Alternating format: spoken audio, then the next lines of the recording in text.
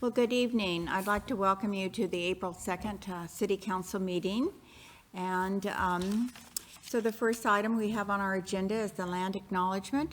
And the City of Arcata acknowledges the lands we are located on that are unceded ancestral lands of the Wiyot tribe. The land that Arcata rests on is known in the Wiyot language as Gudini, meaning over in the woods or among the redwoods. Past actions by local and state federal governments removed the Wiyots and other indigenous people from the land and threatened to destroy their cultural practices. The City of Arcata acknowledges the Wiyot community, their elders, both past and present, as well as future generations. This acknowledgement seeks to aid in dismantling the legacy narrative of settler colonialism. So with that, we're going to stand for the flag salute. If you'd like to join us, you may.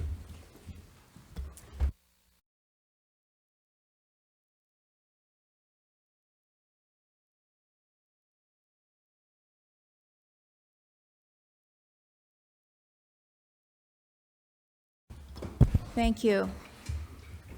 Roll call, please. Mayor Stillman. Present. Vice Mayor White.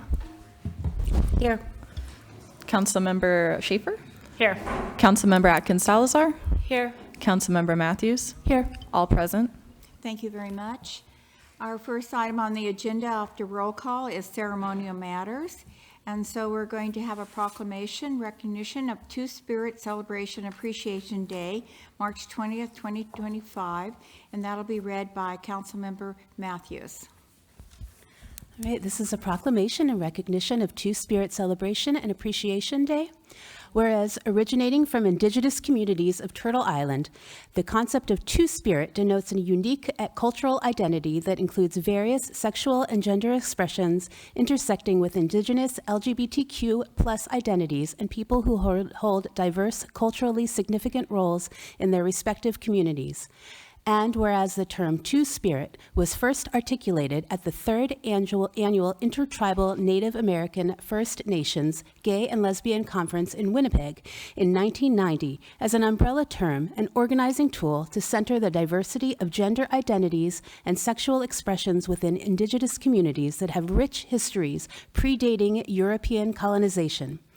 And whereas Two-Spirit Celebration and Appreciation Day is already recognized in communities across Canada, including the City of Vancouver, the province of British Columbia, and the City of Saskatoon, and by many Indigenous, Two-Spirit, and non-Indigenous community-based organizations across Canada, occurring annually on the spring equinox, symbolizing harmonious balance between length of day and night, and moving from a time of dormancy to a season of newness, growth, and light. And whereas because of community activism, determined advocacy, resilience, and talent, Two-Spirit people continue to reclaim and tear down systemic barriers set up to exclude them and serve as community, cultural, and educational leaders. And whereas there are 9 federally recognized tribal nations, along with a large community of Indigenous peoples from around the nation and around the world within Humboldt County, including those who recognize Two-Spirit people within their cultures and languages, such as the Wiyot tribe's term in Salituk of Gumel, which means both together. And whereas the City of Arcata celebrates the beauty and resilience of Two-Spirit people today and throughout history, recognizing that Two-Spirit people have a rich tradition of contributing in myriad ways to the betterment of our society, often working at the forefront of social justice activism and human rights. And whereas in Arcata, we believe in and reaffirm the inherent value of each resident of our community, including our Two-Spirit communities, individuals, and families without exception.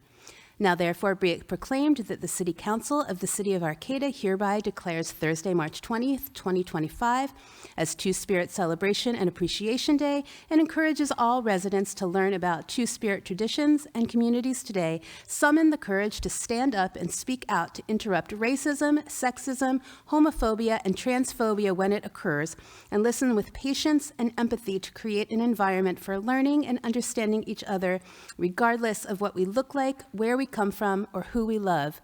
And I'd also like to recognize that Monday was Trans Day of Visibility, so This was dated April 2nd, 2025, signed by Alex Stillman, our mayor.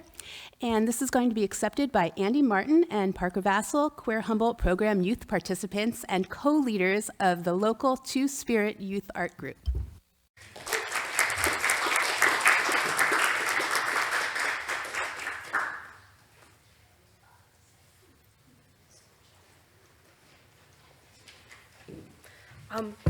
Osio Tohistu, Doado Skyoyi. I am a Cherokee, my name is Parker Vassell.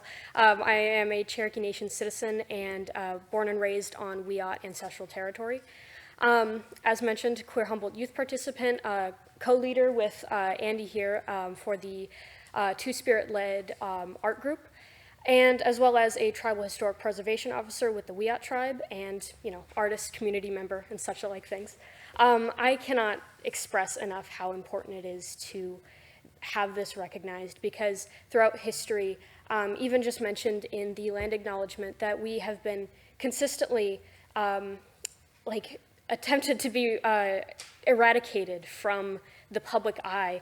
Our existence has been attempted to be wiped out for centuries, and the fact that we are able to stand here today and be recognized by important, valued members of our community is so incredibly important, and it proves that existence is resistance, and we are still here. We've always been here. Two-Spirit is traditional, and we thank you so much for this. Thank you very much. And Shong Shanda. Good, my friends. I am Andy Martin. I am of the Eel River Wailaki tribe, and I am also Sinkion. It is a very great honor that I get to stand up here and accept this proclamation with Parker. I am an artist. I am a youth leader with Queer Humboldt, and I am also just a community member. We, as Indigenous peoples, have been attempted to be silenced for hundreds and hundreds of years as soon as European colonial settlers have come. Not to mention, queer people have also been attempted to be silenced. And it is today, with the efforts of activists, of community members, of people with open hearts and open minds, that we get to accept this proclamation today and accept that being Two-Spirit is traditional, being queer is traditional, and that we will never, ever go away. We have always been here, queer and indigiqueer since time immemorial. It brings me joy that I get to be part of a community that is so creative and so vibrant. Two-Spirit people, being Two-Spirit is not just an identity. Being Two-Spirit is your role within your tribe and your community.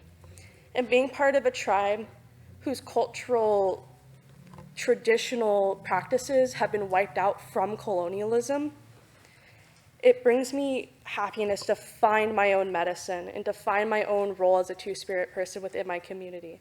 And my role is to bring light and joy and art and laughter.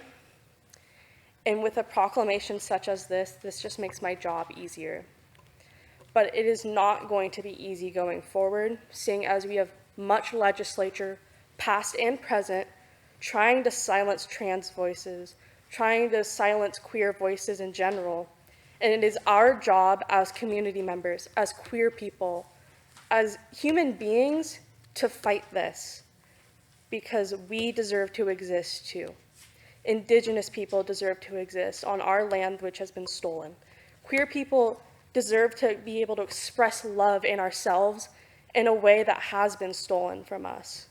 And I want to say thank you to Arcata City Council for making this an international holiday officially, and for giving us a community where we can freely express ourselves. Thank you. And thank you.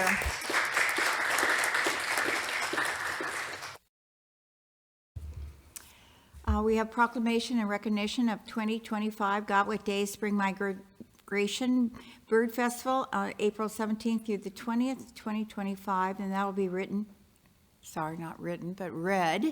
by Councilmember Schaefer. Thank you, Alex.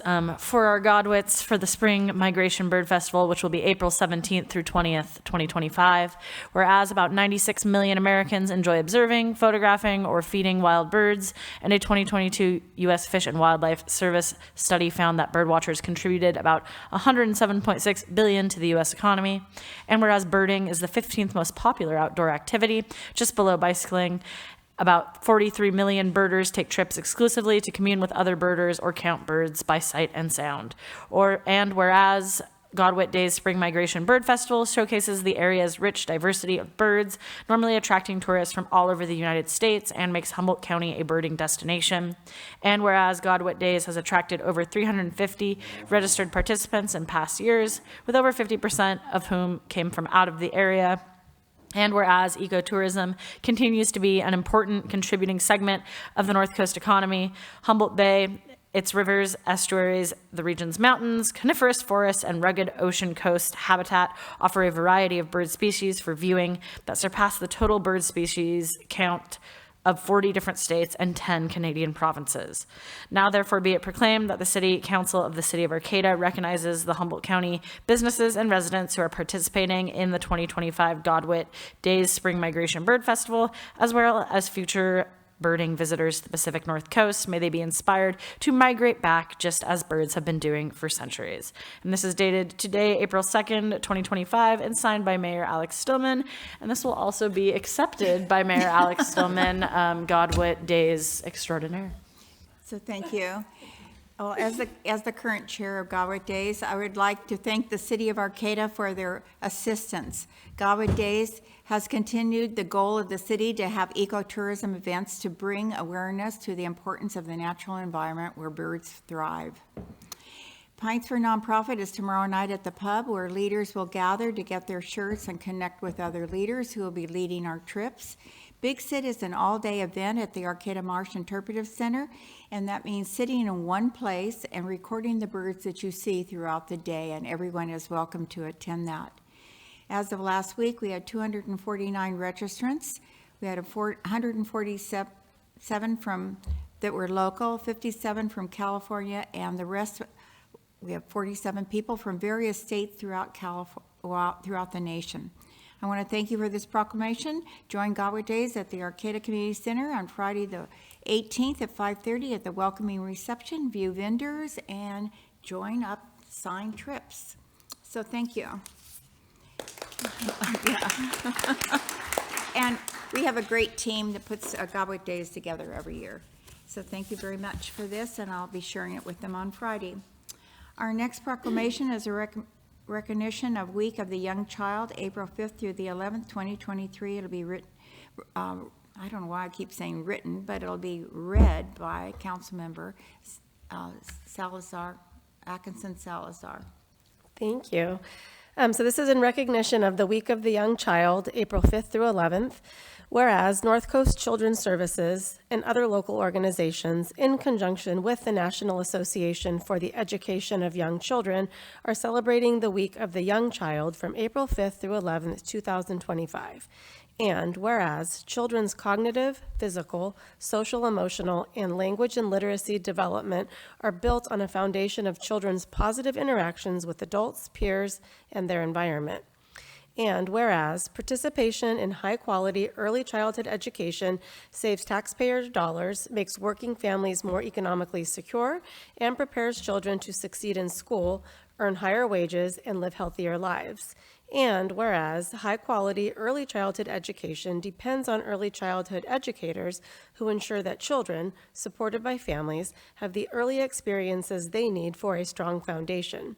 And whereas North Coast Children's Services, founded as a parent cooperative in 1969, has served young children in our community for over 50 years, serving over 600 of our community's neediest children and families annually.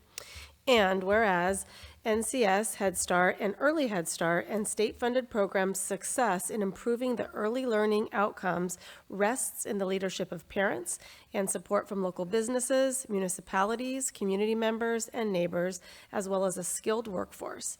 And whereas teachers and other helpers who make a difference in the lives of young children in Arcata deserve thanks and recognition, and public policies that support early learning for young children are crucial to the future well-being of our community. Now, therefore, be it proclaimed that the City Council of the City of Arcata hereby recognizes the week of April 5th through 11th, 2025 as the Week of the Young Child, and encourages our community to make an investment in early childhood education because early years are learning years. It's dated today, signed by our Mayor, Alexandra Stillman, and we have today the Executive Director of North Coast Children's Services, Rodney Oyen, who is here to accept this.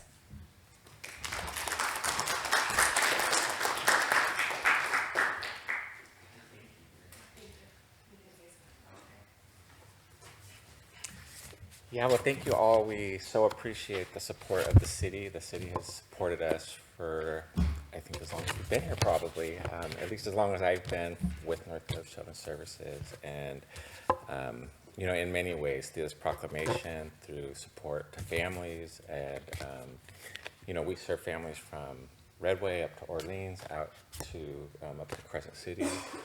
And on May 2nd, we'll be doing an art show at our site here in Arcata at the main office across from the creamery on the Arcata Playhouse. And I'd welcome everyone to come see and learn a little bit more about our programs and see the children's art. That's from 4 to 6.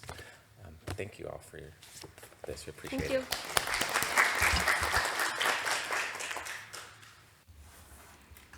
So a proclamation in recognition of Sexual Assault Awareness Month, April 2025, will be read by Councilmember White. Thank you. Whereas sexualized violence affects children, youth, adults, and elders of all genders from all racial, cultural, and economic backgrounds with public health and social justice implications for every person in Arcata. And whereas staff and volunteers of the North Coast Rape Crisis Team provide 24-hour emergency response services to survivors and their significant others, and believes that prevention and intervention are essential to a healthy community. And whereas no one person, organization, agency, or community can eliminate sexual assault on their own, but can, through collaboration and partnership, work together to support those impacted, improve responses, and ensure that survivors are not re-victimized. Now, therefore, be it proclaimed that the City Council of the City of Arcata reaffirms its commitment to the North Coast Rape Crisis Team and its values.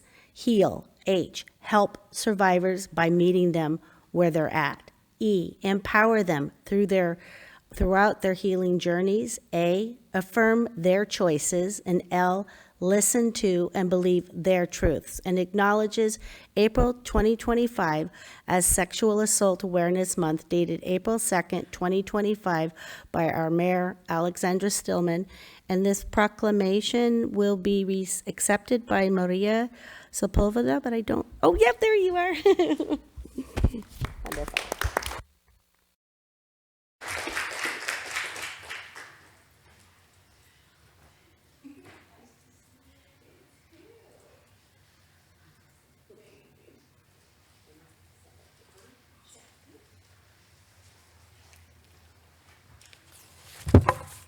Hi everyone, my name is Maria Sepulveda. I work with the North Coast Rape Crisis Team. So first we would like to thank the Arcata City Council for your ongoing support of Sexual Assault Awareness Month, as well as our agency. And for over 50 years, NCRCT has been providing essential free services to survivors of sexual assault in our community. This has included a 24-hour bilingual line, accompaniment to evidence collection exams, support through law enforcement, criminal processes, crisis counseling, and financial assistance for survivors and their families.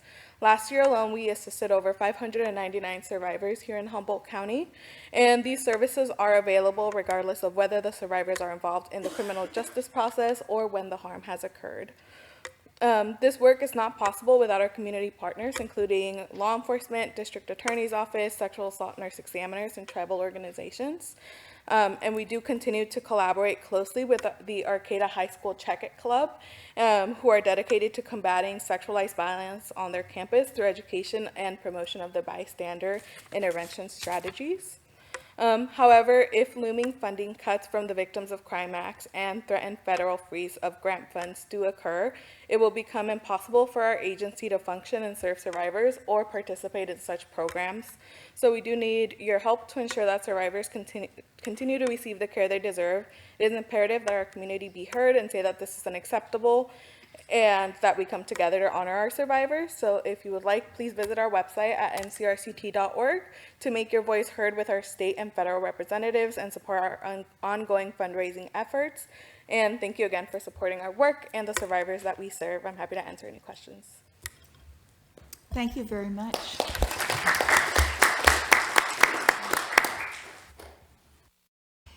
So the next item is the report from commissions or committees, and we have none this evening. So we'll go on to staff reports. All reports shall be specifically limited to city business and shall not request or lead to action by the council at this meeting. There seems to be none. We'll go on to oral communications, oral and written communications, and this is early time limited. The city council values your comments. The public comment period allows people to address the council on matters not on the agenda. This early section of public comments is limited to 15 minutes. Speakers are limited, one or the other, to 2 minutes each. If you prefer to have the full 3 minutes, please wait until the end of the meeting where you'll be able to do that. And that's under item number 12. Please know that pursuant to the Brown Act, the council cannot discuss, take action on any items not listed on the agenda. The council may respond to statements. There will also be a time provided for public comment specific to each item when that item is being reviewed by the council. So, we have a line up. Okay. One other thing I just wanted to mention, we've had some disruptive behavior. Did I turn it off? Sorry. We had some disruptive behavior in the past, so we would like everyone to be kind and courteous to everyone and not call anyone out by names or etc. So I expect everything to be fine, so I'm not going to read the rest of it. So we'll start with our first speaker, and go ahead.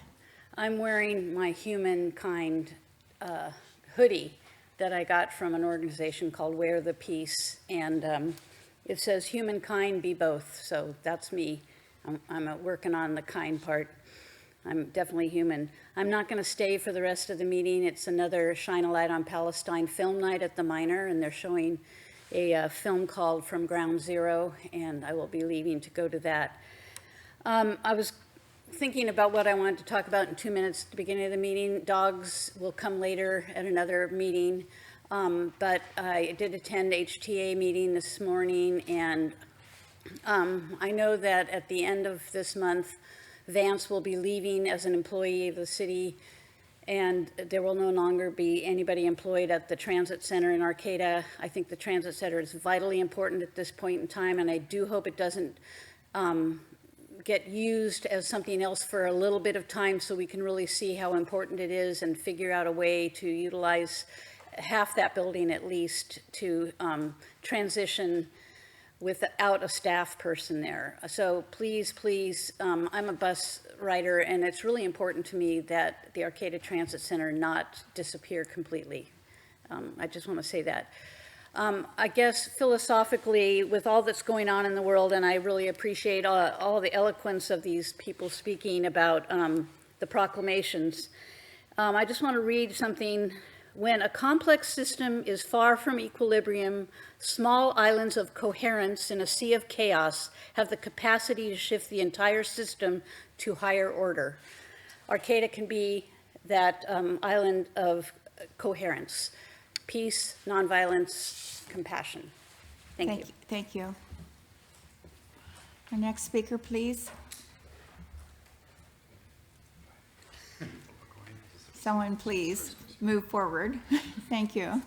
Good evening, council members and Mayor Stillman. My name is Scott McBain. I work on the corner of 7th and J Street in downtown Arcata. And I just wanted to bring up an issue. We've had a lot of vehicle collisions at that intersection of 7th and J over the years. And kind of most recently, we had another T-bone last week that sent a young kid's head through the window. It's been a recurring problem there because people are driving too fast on 7th Street. And it's right across, it's right where the school bus stop is for the housing project there. And so we've kind of needed a stop sign there for a long time to slow down traffic on 7th Street. And I just wanted to say the city installed stop signs there this week. So I just wanted to give, big kudos to the city, Councilmember White and Mayor Stillman and the city engineer to make this happen. It's just great to see that happen. The neighbors are very happy to see this. And I think in the long run, it's going to reduce a lot of injuries. We've seen a lot of accidents there, and we have like daily near misses there. A lot of property damage just from damaged cars, and at some point there's going to be a fatality there because the cars are getting shoved into the, into the pedestrian areas in the school bus stop. So anyways, I just wanted to thank you very much for solving this problem. It's been a long time coming, and I really appreciate it. So what I would like to say to you is thank you very much for bringing that forward to us and the other things you've been helping out with the city.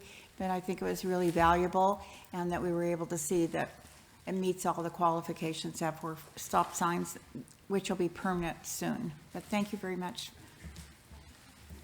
Our next speaker, please. Hi, thank you for having me. My name is Sean. I'm here to present on the idea of a sister city in Gaza City, and I think that now's the time to move forward the conversation about how to make the two maybe votes into yes votes. We have 2 yes votes. It sounds like for the sister city, and we've already passed a ceasefire resolution for Palestine. So, let's talk about this. The demands for a sister city have only grown stronger since we initially put forward the idea. The opposition votes have been disappearing. There's still overwhelming support for it. We're building our petition drives, and we're happy to be part of this. So we have the moral imperative has only grown stronger since we started, including because the Israeli has just recently voluntarily broken the ceasefire and is starved, cut off aid, water, and is bombing with bombs supplied by the U.S. that are even more destructive from before the ceasefire. So we reached out to the Gaza City municipality. They're really enthusiastic to move forward on this. We've provided over 700 hot meals to the people of Gaza City and the surrounding area, water tanks.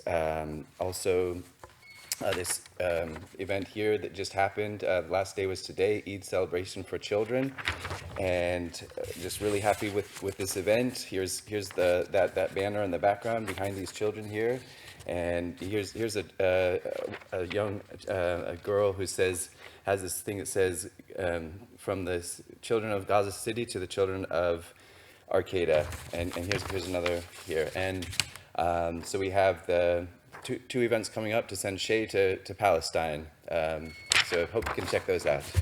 Thank you very much. Our next speaker, please. Hi, my name is Isaac. I'd also like to voice my support for the Arcata sister city in Gaza. Israel shutting down all of their basic human services with America's military support is just it's just horrendous, and it needs to stop now. And we need to do everything we can to help the people of Gaza and of Palestine, because we're people and they're people too, and they deserve basic human rights just as we do. Thank you. Thank you very much for your comments. Next, please. Hello, greetings, City Council. My name is Eli. I'm mostly here to support the process to allow Arcata to become a sister city with Gaza. I think it's a very exciting opportunity. I think about what it means to be a sister city between Arcata and Gaza. It means the belief and hope that there is a Gaza in the future. I can imagine a future where, because being a sister city, you're able to do like cross-cultural, exchanges. And, Arcata, we have a rich agricultural history that we can meet with folks over there in Gaza and do some really interesting conversations and projects. And when it comes to fishing, I can imagine that'd be a really beautiful moment. I guess another thing I just kind of want to share real quick. I mean, I really praise, Arcata when it comes to what it's done so far, especially when it comes to, recognizing the movements of indigenous groups, right? We just started this meeting, recognizing, Two-Spirit indigeneity. And I always kind of think about, 200 years down the line, will Zionists and do land acknowledgements? Will they have their own, holidays? And I don't think we need to wait 200 years in order to address a genocide. So I think it's just an exciting opportunity to, have Arcata really, in this little corner of the world, make a global impact. So it'd be awesome. I'd be proud if y'all move forward with it. All right, thank you. Thank you for your comments. I know you want to clap, but it would be just as wise not to, but go ahead, ma'am. Hi, my name is Pat. This is about Palestine. It's basically a red alert. The leaders of Israel, being confident that the U.S. or any other Western nation will hold them accountable or capable of stopping them, they have announced that they will annex and colonize the West Bank. They announced that. They also said that they would disarm Hamas, have its leaders leave Gaza, and will go along with Trump's migration plan, a Riviera in Gaza. This is a total ethnic cleansing.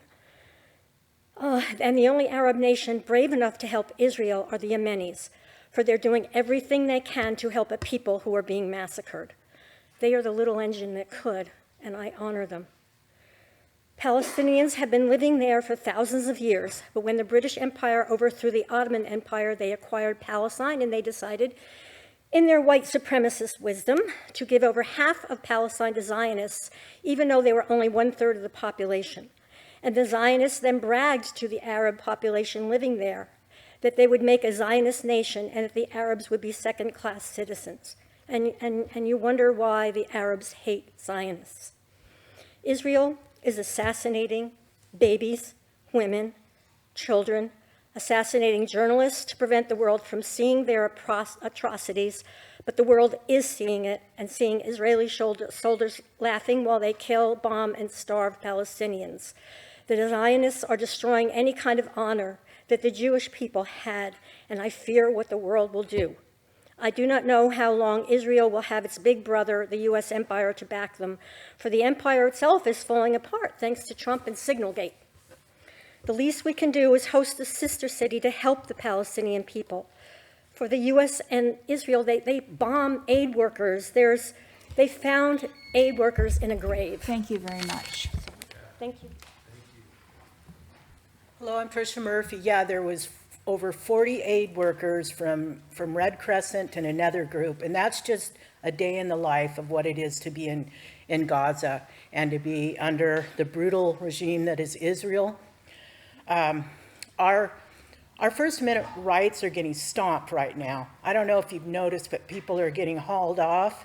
College students are being told that if they don't fall into line and stop criticizing the policies of Israel, that they're going to be pushed out of school. It's already happened. Good people have been fired. To criticize Israel is conflated into anti-Semitism, and it's a joke. It's a joke. Everybody knows what's going on. I went over and I listened to Jared Huffman, and he made a sarcastic remark about how, well, maybe it wasn't such a good idea for thousands of people not to vote for Kamala Harris, as if those people who didn't vote, if you were in Nazi Germany and you were supporting Hitler, and people told you that to criticize the Nazis is a crime. I'm sorry, I lost my train of thought. I'm so upset about what's happening right now. We're getting ready to bomb Iran. We're getting closer to a nuclear war every day, and we're doing it on Israel's behalf. Supporting Israel is to our detriment. It's getting us more isolated every day. We're losing our First Amendment rights of speech and assembly. And the Palestinians are getting slaughtered. I listened to a surgeon talk about a baby's face who was blown off, and they have no anesthesia for that baby. And to listen to that baby scream. And this happens en masse all day, every day in Palestine, in the West Bank, where Hamas is not even at. Thank you very much. And why not support a sister city? Is there a problem with bias here? Thank you. Sir? Hi, thank you so much for having this public comment period. I'm here also to support the sister city idea with Palestine. I've been on the faculties of political science at both institutions of higher learning in this county, at CR and at Cal Poly. And I'm overwhelmed with emotion, like many of us, about what's happening now that we are participating. Our tax money is going to one of the biggest genocides of recent history, which is particularly cruel. And we have an opportunity to stand up, and you have the opportunity to vote for this. And if you don't like the sister city idea, I can understand that. Please put forth something that says opposition to this genocide. We can do that. There are many instruments which are exactly for municipalities giving statements of opinions to the federal government. It's not unprecedented. Please do something. I believe that we can. I want everybody here really quickly to think about everyone that you know that lives in either Eureka or Arcata. Think about all of them. And then think that of all of them being dead. Because the population of Eureka and the population of Arcata is less than, combined, it's less than the number of people who have already been killed. And that's just people who have been killed. The people who have been tortured and have had their mothers and fathers taken away is something else. But the entire population of both Eureka and Arcata has already been killed. Let's not let this go off. Thank you so much. Mayor Stillman, we're at 15 minutes for the time limit for early oral communication. Okay. Do we have anyone on Zoom? Well, we're still at the time limit. We're at 15 minutes. We had 8 speakers. Or 15 minutes altogether. Thank you for keeping track. Okay, we'll go on to the consent calendar, which all matters on the consent calendar are considered to be routine by the City Council and are enacted in one motion. There is no separate discussion of any of these items. If the discussion is required, that item is removed from the consent calendar and considered separately. At the end of the reading of the consent calendar, council members can request that an item be removed for specific discussion.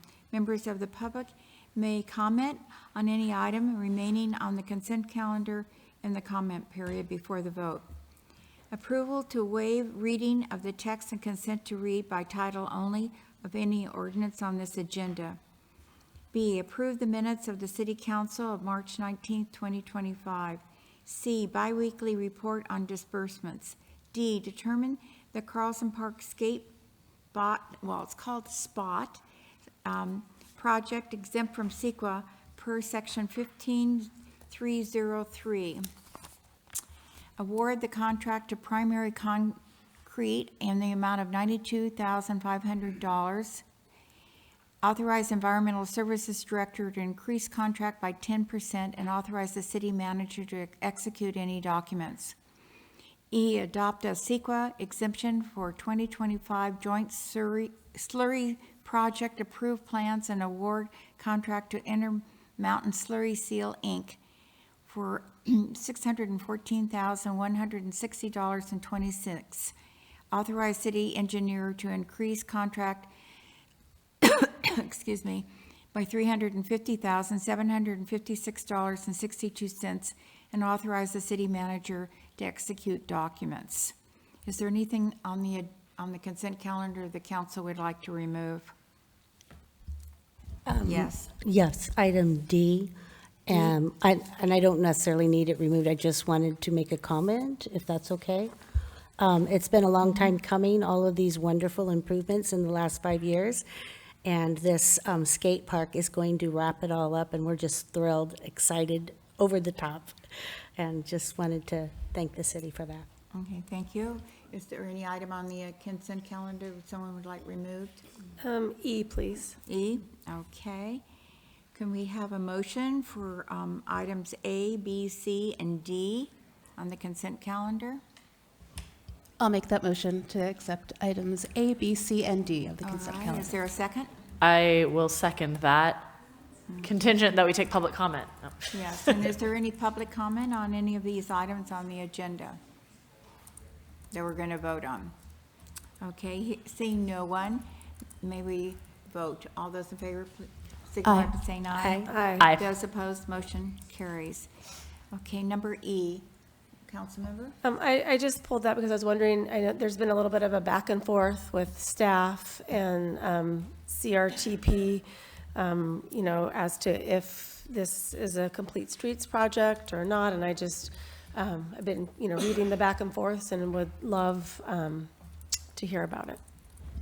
Yeah, and specifically the comment that you're speaking to is, I think we had Colin Fisk from the Coalition for Responsible Transportation Priorities make a comment, and the request was really to change the striping and consider other enhancements when we're doing the slurry seal project, and that it should be subject to the city's complete street policy. And our assistant engineer, David Case, sent him a response, and the slurry project is really a maintenance project. The slurry project is really a very thin overlay to extend the pavement life, and it's a project that's coordinated over all of the county jurisdictions. And so as a routine maintenance project, the determination's been made that it's not subject to the complete street projects. But that said, if there are opportunities to update striping to other standards, then we would certainly look to do that. If there's easy improvements that we could make, we might consider it, but there's not a full design. So the way these projects are set up, the project's bid to replace the striping in kind. So there's not a full level of design. It's really a maintenance project that's focusing on adding the slurry to extend pavement life and replacing the striping in kind. If we were to design a project, it would take a significant amount more effort to be able to put that through rather than replacing existing striping. And we have David here. David, if you had anything to add, feel free to come up. If that covers it, then.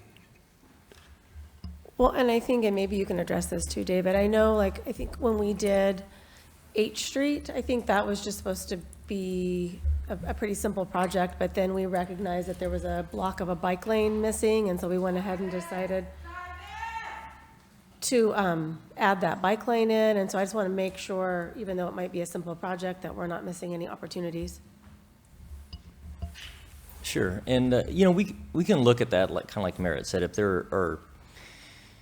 If there is, let's say, a crosswalk that has a little bit heavier traffic, we can do some enhanced crosswalks to make it more increased visibility at some of those locations. But really, the slurry project is truly just meant to maintain and preserve the asphalt and to keep it from continuing to deteriorate over the years. So if there's opportunities to do new striping, we can look at it. But as for changing things around significantly, it often requires a lot more design and thought put into it. So again, these projects are primarily for maintenance, and we're not intending to change geometry or anything like that. All right, thank you. Is there more comment and discussion? We have one commenter on Zoom. Okay, thank you. Colin, please go ahead. Good evening. This is Colin Fisk with CRTP, the Coalition for Responsible Transportation Priorities. I appreciate you pulling this for discussion. We do believe that this project should be subject to the Complete Streets policy because striping, and therefore, provides an opportunity to change some of the simple features of the street that could improve safety. And so, a couple of things that I think are important to call out as potential improvements. One is just to mark unmarked crosswalks, of which there are quite a few, and to do that with high visibility markings. Again, that doesn't really require any additional planning. And I also want to point out that on Gentoli, which is one of the streets affected, the Transportation Safety Committee has recently been discussing the possibility of a restriping plan there that would just remove the two-way turn lane and replace that with buffers, painted buffers for the bike lanes. And again, that doesn't require anything more than striping. So want to strongly encourage the city to take this opportunity in line with the Complete Streets policy to make some of those simple upgrades. Again, high visibility pedestrian crosswalks where those do not currently exist, as well as bike lane upgrades on Gentoli Lane. And also, there's been some discussion about the possibility of removing some of those downstream crosswalks on H Street, as was done on G, and I want to strongly caution against that. I think that was a mistake, although well-intentioned, and does actually increase safety risk for pedestrians. So please encourage you to add crosswalks anywhere that you'll be restriping, and not remove any. Thank you. Thank you very much. Mayor Stillman, in just one comment, I'd just like to encourage Mr. Fisk to continue to stay in touch with city staff, and to the extent we can think about things and work with them where they make sense. He's had good recommendations in the past, and we'll continue to listen to those recommendations and consider them. So I think one of the concerns was with crosswalks, that we don't always have them at both, over there you have it, and then you don't have it here. And so you expect people to walk over and cross and not. And I think that's one of the things I read that he was interested in, is making sure that we had crosswalks where they should be, and not just, there's a word for it, further on or something. What is it? He said downstream, so I'm just going to go with Colin's lingo, but. So thank you. Yeah, so comments, please, from the council? Stacy, anything else? No, I'll make a motion to approve item E. Is there a second? I will second. Thank you. Any discussion on the motion? All those in favor signify by saying aye. Aye. Aye. Okay, motion carries. Thank you very much. The next item on the agenda is old business. It's A, introduce ordinance number 1575, an ordinance the City Council of the City of Arcata amending the land use code to update affordable housing zoning, waive reading of the text, and consent to read title only. We have a presentation. Thank you. Yes, thank you, Mayor Stillman. My name is Joe Mateer, Senior Planner here at the City of Arcata. This evening before you is the consideration of Ordinance 1575, Land Use Code Text Amendments to add affordable housing language. Chapter 9.31 is existing code. It's the density bonus that is required by state law. And what we're doing here with this ordinance is updating it to make it more current. We adopted that in 2008, and it's time for a refresh of that to make it more consistent with state law. One of the things we're doing with that is referencing state law. So if that state law changes downstream, we don't have to necessarily come back for an ordinance revision to that. So we can just reference that. Chapter 9.32 is inclusionary zoning. This is new. It is all new text.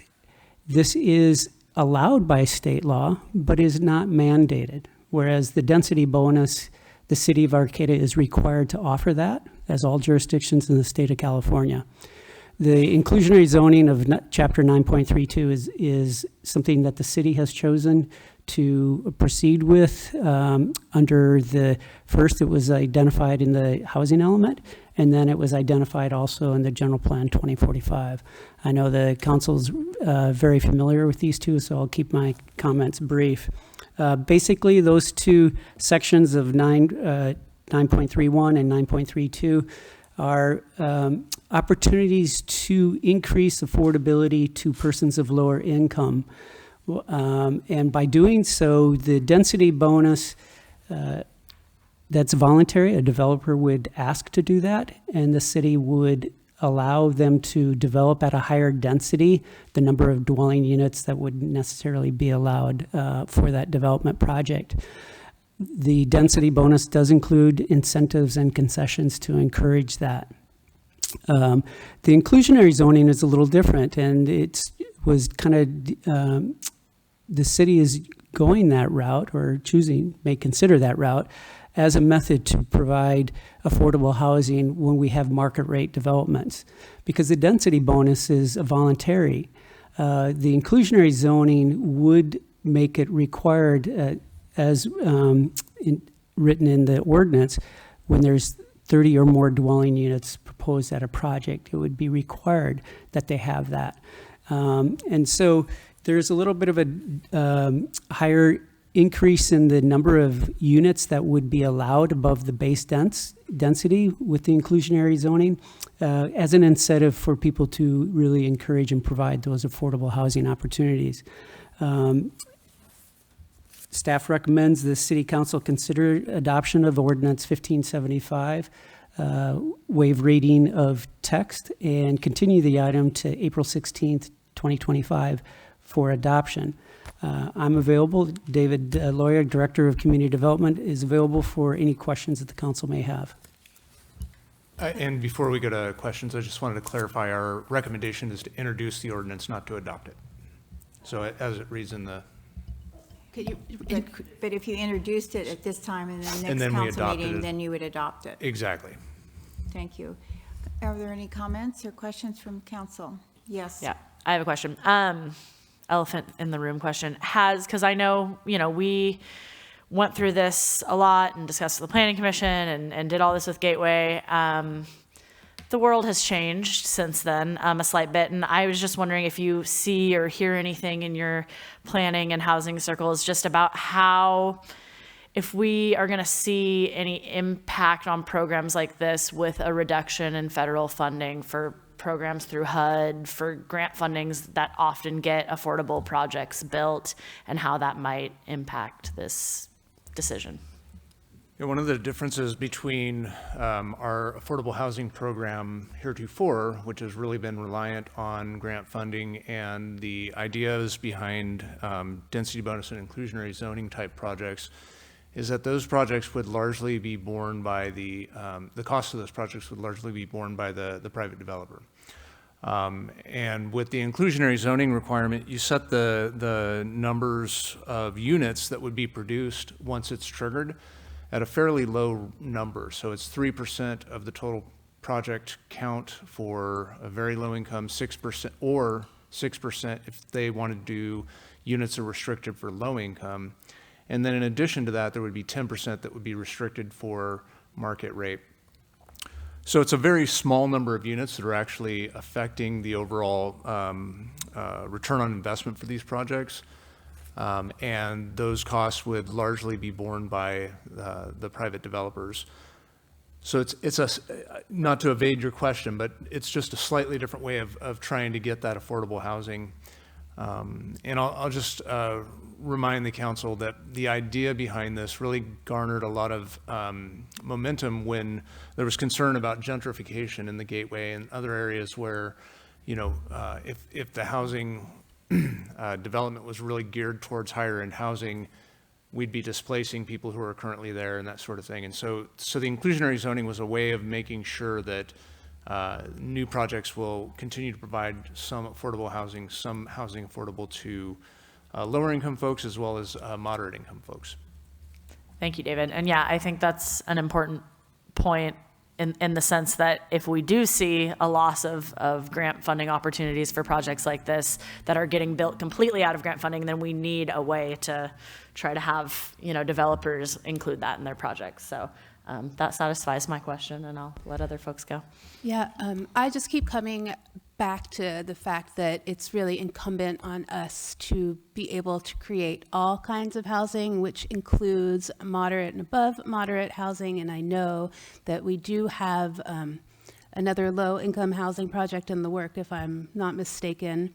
And I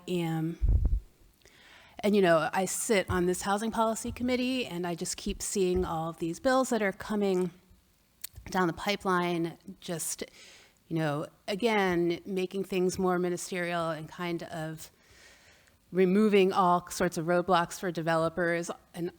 And so I don't know really what my question is, but I do think that we do have a responsibility, if we want to attract, more doctors and another police chief or some executive level positions, if, we should concentrate on kind of removing roadblocks to build any kind of housing.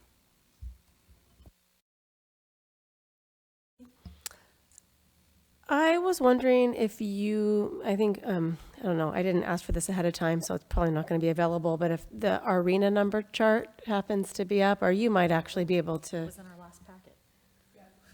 Well, I was on I was on vacation. Okay. Okay, well, she's researching for me. When I first really understood about inclusionary zoning was when we were talking about gentrification and how that's a tool to combat that. And so I'm very interested in that. But if it was back when we were talking about, to me, my memory of it, very large buildings that would have lots of residents in them. And so, yes, like that makes sense to offer, if you're building a complex with a couple hundred units, it would be great to have different types of income in those buildings, and it would be possibly more feasible, I think, for developers to set aside space and also keep up with the paperwork that's involved in keeping folks of lower incomes in those. So I do think I'm interested in it on a larger scale, and I don't know, to me the number 30 seems very small. I don't feel like that's the way I was introduced to it. It wasn't about smaller buildings, it was about the larger ones, and I do support it for that. I do think 30 is a lower number, and the reason I asked for the RENA numbers, these are our regional housing needs, and so what I was recently, when I zoomed in for the meeting last month, I was at a conference, a transportation conference, and these housing numbers came up quite a bit. And whenever I would engage in conversation about them, Arcata was the only town that is overproducing in the very low and low and moderate, and not in the above moderate, which was, people were astounded at how well we were doing, which is great. And I don't want to go backwards on that, but we do have a need for all types of housing. That keeps being reiterated to us. And so if you look at our numbers, in very low, we're 118% completed, low 95% completed, moderate 130% completed, above moderate 40% completed. So there is a gap, and I wouldn't want to do anything to prohibit buildings of any type. So that's just, so I don't know what that number looks like. I think 30 to me is low. I mean, we will be hearing public comment, which will be great, but that's just, those are my starting talking points. Yeah, I'm wondering, how does it, if we're building triplexes or fourplexes, how does that affect inclusionary zoning? Currently in the draft, the trigger is 30 units or above 30 units, I think is what it says. And so you would have to have 31 units in your project before it would trigger. So a fourplex or a sixplex wouldn't be required to provide any inclusionary housing. So I am really proud of what Arcata has done in meeting our RENA numbers, and to the point of what our other council members have said is that we need more above moderate. We've actually even have covered moderate fairly well. We're getting close. I'm thinking about a developer and I'm kind of changing, I definitely flip-flopped on this, but, you know, we were talking about, we lowered the number to actually 15, now it's back to 30, which I think is maybe low. And as much as I'm always advocating for those who have less, I'm thinking about whether it's going to pencil out. We have a developer who just completed 22 units out in Valley West, on Valley East. And their input was that had this triggered them, that they would not be able to build. And so housing, we need housing, and we need all kinds of housing. But right now, it looks like we want to attract, we have a huge issue with medical providers and doctors and all of these things, but there's nowhere for them to live. And so I think that we need to kind of focus a bit on that. And so the trigger, maybe it is small, and we maybe need to go a little bigger. I don't know what my fellow council members are thinking on that. It's definitely different than from what I had originally, but, you know, things have changed. And then we have the Craftsman Mall coming also, which is going to be rather significant. Okay, so is it my turn? Okay, so I'd like to see us not have any statement of inclusionary zoning in this. I feel like in 2012, the city council removed inclusionary zoning because they had no longer a subsidy, because the redevelopment agency had been dissolved. And so it's been 13 years since then, and we've gone through the gateway, we've done so many things, we've gotten the general plan updated. But I think that when we think about, I know there's a fear of what's going to happen as far as the Cal Poly dorms at Humboldt, and they don't know how that's going to affect housing. I hear that quite a bit.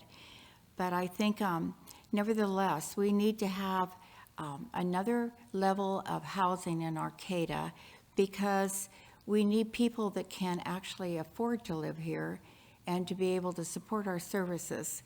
And we just can't, and we've done a fantastic job about dealing with, as Stacy mentioned, our lower, in the lower part of the arena numbers, but we really need to move above that. And I'm sure we'll get an award for being outstanding if you got all that feedback from the HCOG meeting, or your whatever your COG meeting was, but that we will probably get an award for being so out there. But we certainly won't be able to do anything about the people that would like to live here and are unable to live here. And so I did some research today, and you know, I did hear that this sounds pretty outrageous, but I heard today that Danco is building one-bedroom apartments in San Jose at the cost of $1 million per one bedroom, and then they're able to rent it out for $800 a month. But then that's because they have all these subsidies and money coming in.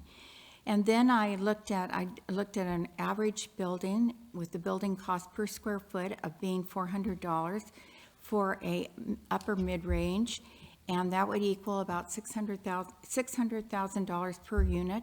And let's say you had a 50-unit mid-rise building with high-quality materials, that would be equal about $30 million just to build that.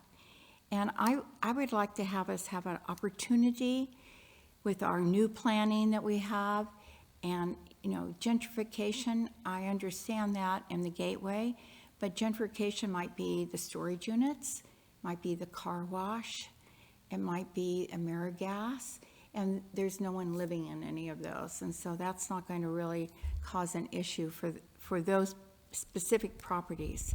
But I would like to see us not have inclusionary zoning, and to wait for 2 to 5 years and see if we get any housing starts.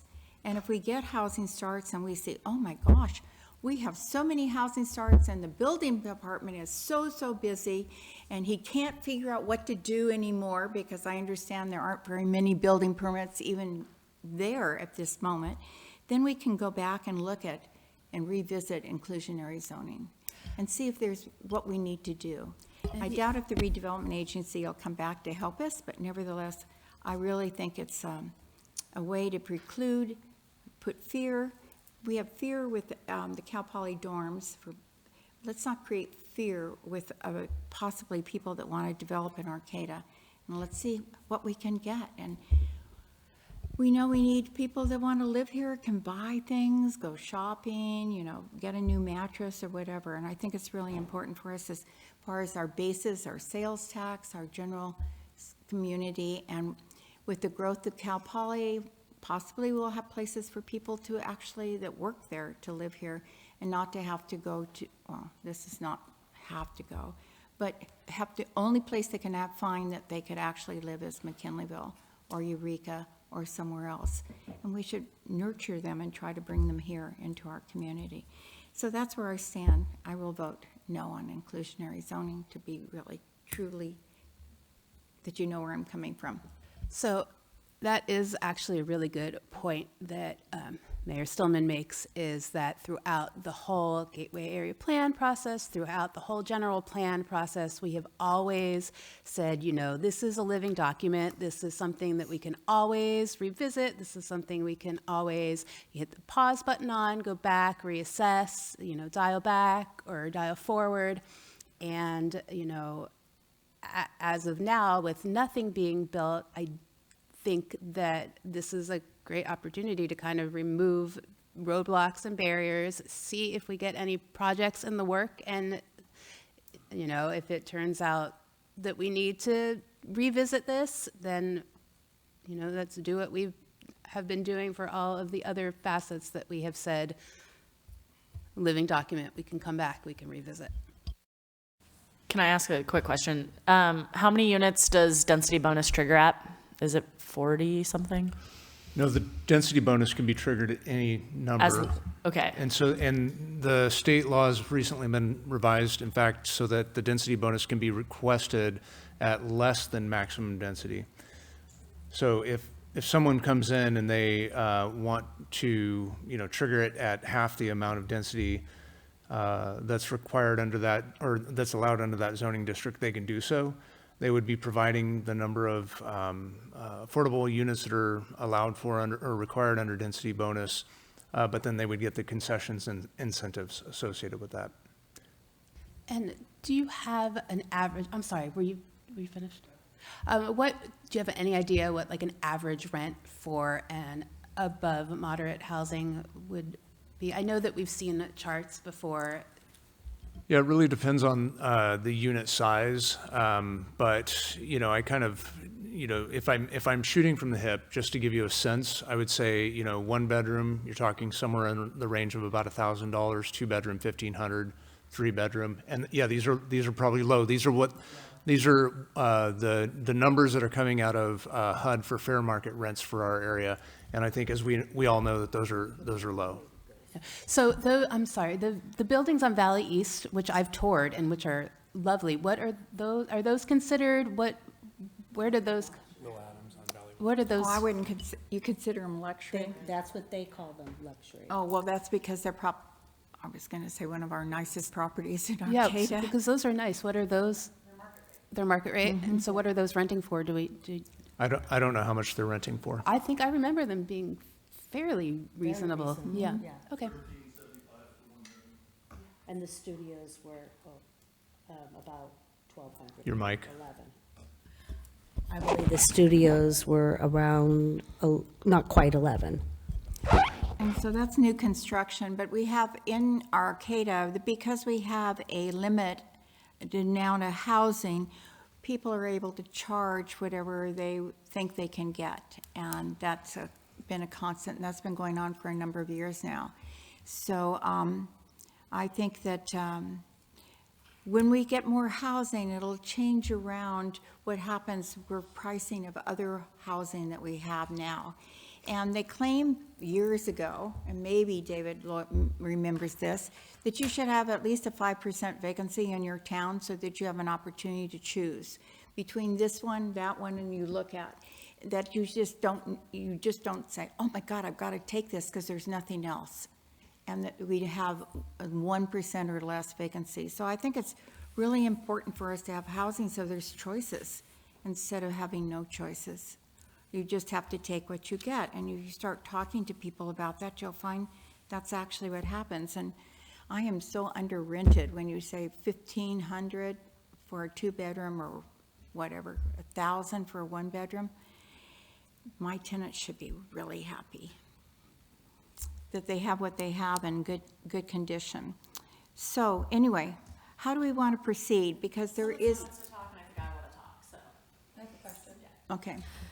So I had a couple of conversations with Director Loya because I was trying to come up with a number that I felt comfortable with, because I feel like there was a lot of discussion about inclusionary zoning, and as we talked, there was enough discussion that it's been put forth in some of our plans to the state. And I'm going to let Director Loya explain a little bit about that, which you were talking to me about, just that it's part of our housing element. And so if we were to say we're not going to do any, I'm just wondering what that would mean for us, because I'm not opposed to having.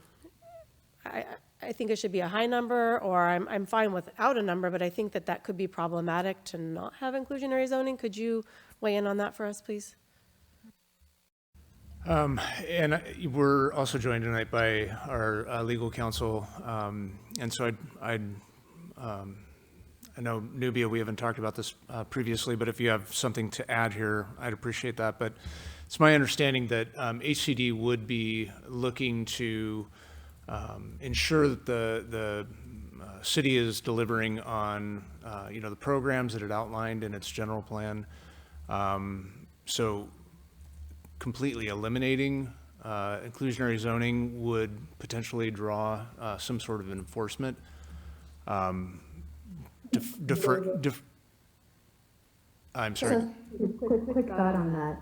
I think it would draw probably unwanted and unnecessary attention and call into question some of the city's goals in terms of reaching its affordability requirements. So that's a factor I think that the council can consider.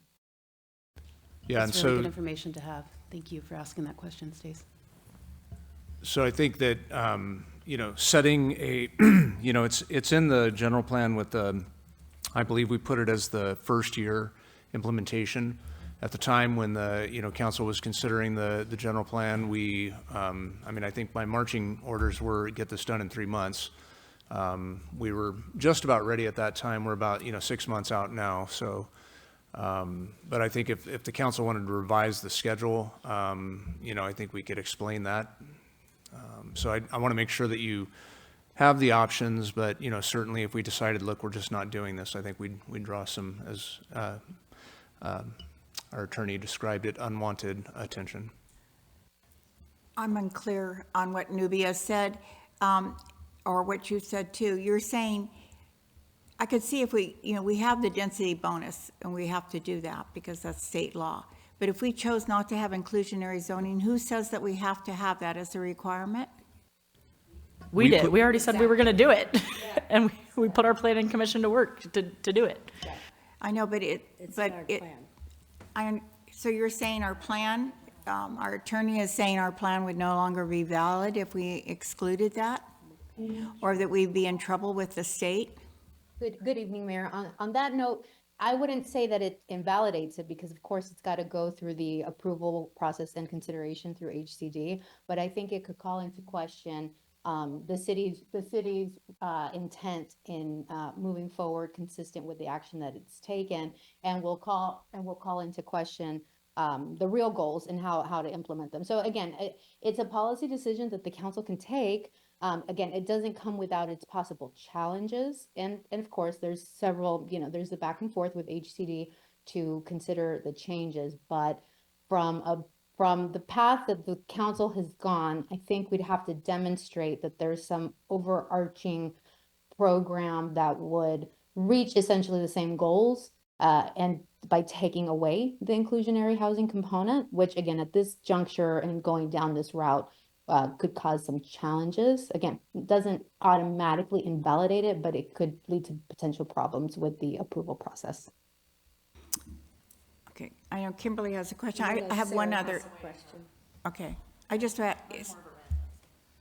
I wasn't going to ramble. I was just going to ask. So we have 30 units. If we changed it to 50 units, would we be in violation of something? We did put a target in the general plan, but I think that if we modify that based on current conditions, again, I think that, it would have to be, conversation. I don't want to say that, because of that policy indication, had a threshold that you're necessarily tied to that. I think if we decided to eliminate it and not do it at all, we'd have, a harder conversation with HCD if they choose to take this up than if we just choose to modify that threshold. So if we did what we said we were going to do, what we adopted, and in a year we weren't getting anything developed, then could we revisit and say, we tried this, nobody's, putting forth any projects, then would it be a good, then it would be okay to revisit it and kind of wiggle? Yeah, I think that I think as Nubia said, this really is a policy decision, and you should set your policy based on what you feel like is best for, our local decision-making process and for our community. And yeah, we'll revisit and deal with the consequences and work with the state to show that regardless of inclusionary zoning, I think our RENA numbers speak for themselves, that we're continuing to ensure that we're getting affordable housing in our community. So I think it's a reasonable recommendation to change the threshold to 60 or some number like that that's higher, where you're going to have this relatively minor impact on relatively large projects. Again, as Mayor Stillman was describing, if you have a $60 million project and 2 of the units are going to go for under market, slightly under market, your return on the investment is still, well within reason. Thank you. Yeah. Can I go? Yes, go ahead. Cool. Okay. So first of all, I understand that we are doing very well on our RENA numbers, and that's a great thing. That is also just one cycle, and it takes a long time to build things and get things on the market, and we're going to have a whole new set of RENA numbers in a couple of years here that we're going to need to meet allocation for. And also just to add, yes, we use these categories of very low, low, moderate income. It's just, yes, that is, where people have to be at certain income levels to get those vouchers. It's just simply not realistic for the kind of rent that we see in Arcata. The market that rents bear here is incredibly high and is not necessarily equated to $1,000 for a 1-bedroom apartment. It's just not what you see. If you go look on Craigslist or Zillow or any of those things, you'll see, $1,300 for a 1-bedroom and going up from there. And so if we're not going to use a mechanism like inclusionary zoning to put more of an onus on developers and the ones with money and the ones who are coming into or are already in our community or coming into our community to build housing, that they should also share in that burden of housing our community members. And if we're not going to put it on them, then we need to find a different mechanism, whether that's some people up here's favorite dirty word, rent control, or more aggressively pursuing land trusts and having more publicly owned properties so we can actually have real public housing, especially, again, in a time where I think there is a great concern that we're going to start to see a drying up of federal and state funding for housing and low-income housing, because that is not a priority of our current administration, and that's going to then need to go on the developers if we're going to develop housing like that. And I think that's why it's essential to have a mechanism like this in place to make the free market step up and be part of creating what we need for our community. And also, I'm happy. I think the idea of compromising and going up on this threshold number, I think originally when we were talking about this, we were up in the 50s, maybe 50, something like that. So, and we don't see huge projects like that in Arcata. How many units does Sorrel Place have? It has 40 something, doesn't it, Sorrel Place? 44. Yeah, 44. So like even if we set it to 50, like that, a building of that size, which is fairly sizable, would still not even meet that threshold. And so I think like thinking about the size of buildings and how those floor plans go and what actually 40 some units looks like, 50 some unit looks like, it's not this big scary thing. Like we're kind of, again, and bending over and whimming to developers. And I think it can go the other way. Let's put it in place. And if we're not seeing anything getting built, and if we're hearing directly from folks that want to build in this community that is the thing, it's convenient to say that's the thing.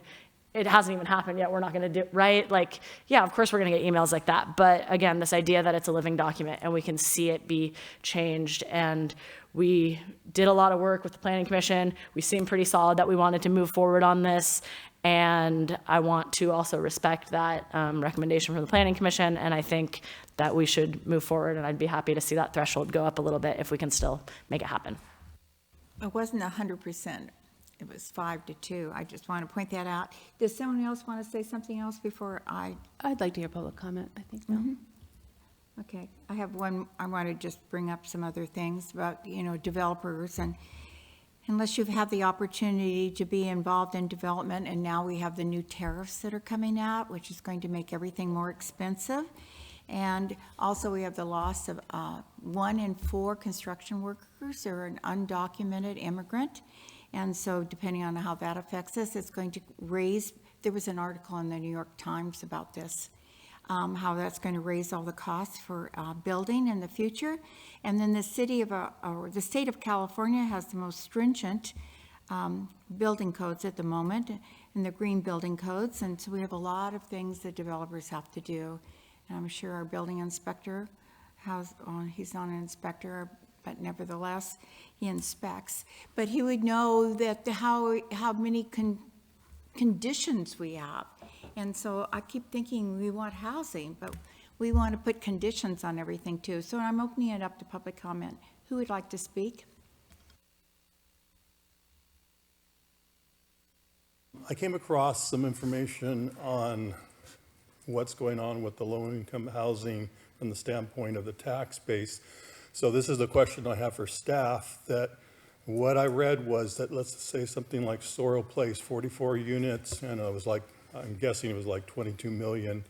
Do they even pay taxes on that? Because what I came across from the state standpoint, that these low-income projects do not pay taxes, so they're not contributing to the tax base at all.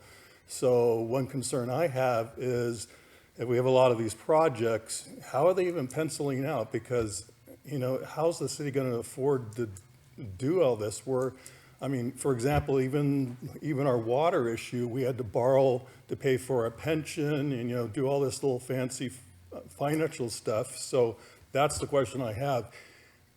Are these folks that are doing these low-income projects, are they actually paying taxes on this, or are they just because of all these special, incentives?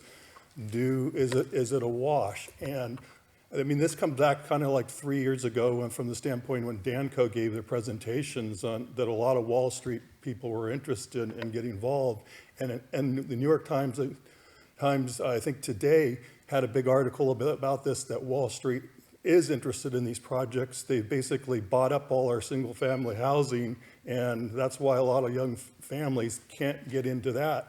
So now they're getting into this low income because they see all the benefits from that standpoint. So if we're going to go this route where we have 7 stories, for example, Wall Street needs to pay for like our fire district, since we haven't solved that problem. So we need to ask a lot more questions about how the finances on all these projects. Thanks. Thank you. Is there anyone else that would like to speak on this item? Do we have anyone on Zoom? There are no hands raised on Zoom. No one on Zoom? Okay. Then I'll bring it back to the council. Yeah, I think right now I'm just wondering about the feasibility of anybody building anything that's 40, 50 units with the things being the way they are. So I don't know. Sarah made some really good points, as did Alex. So I'm just interested to see if we can meet in the middle. And I also certainly don't want to get into any legal trouble for something that we already committed ourselves to. I definitely do not want to totally get rid of inclusionary zoning. I know that it's not required, but I think we not only have accountability to the housing development, but also to our constituents. They wanted that, so to take it away completely.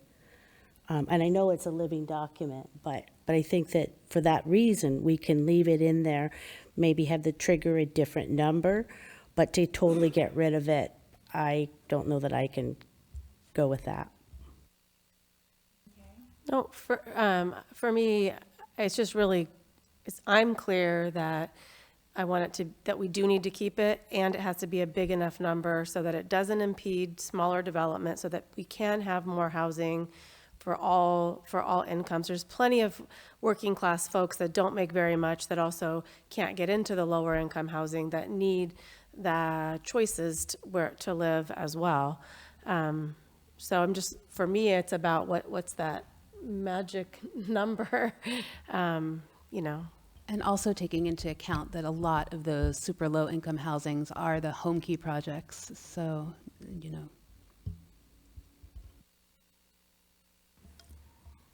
Does anyone have a number they want to propose? I mean, I was thinking 60, but I'm not.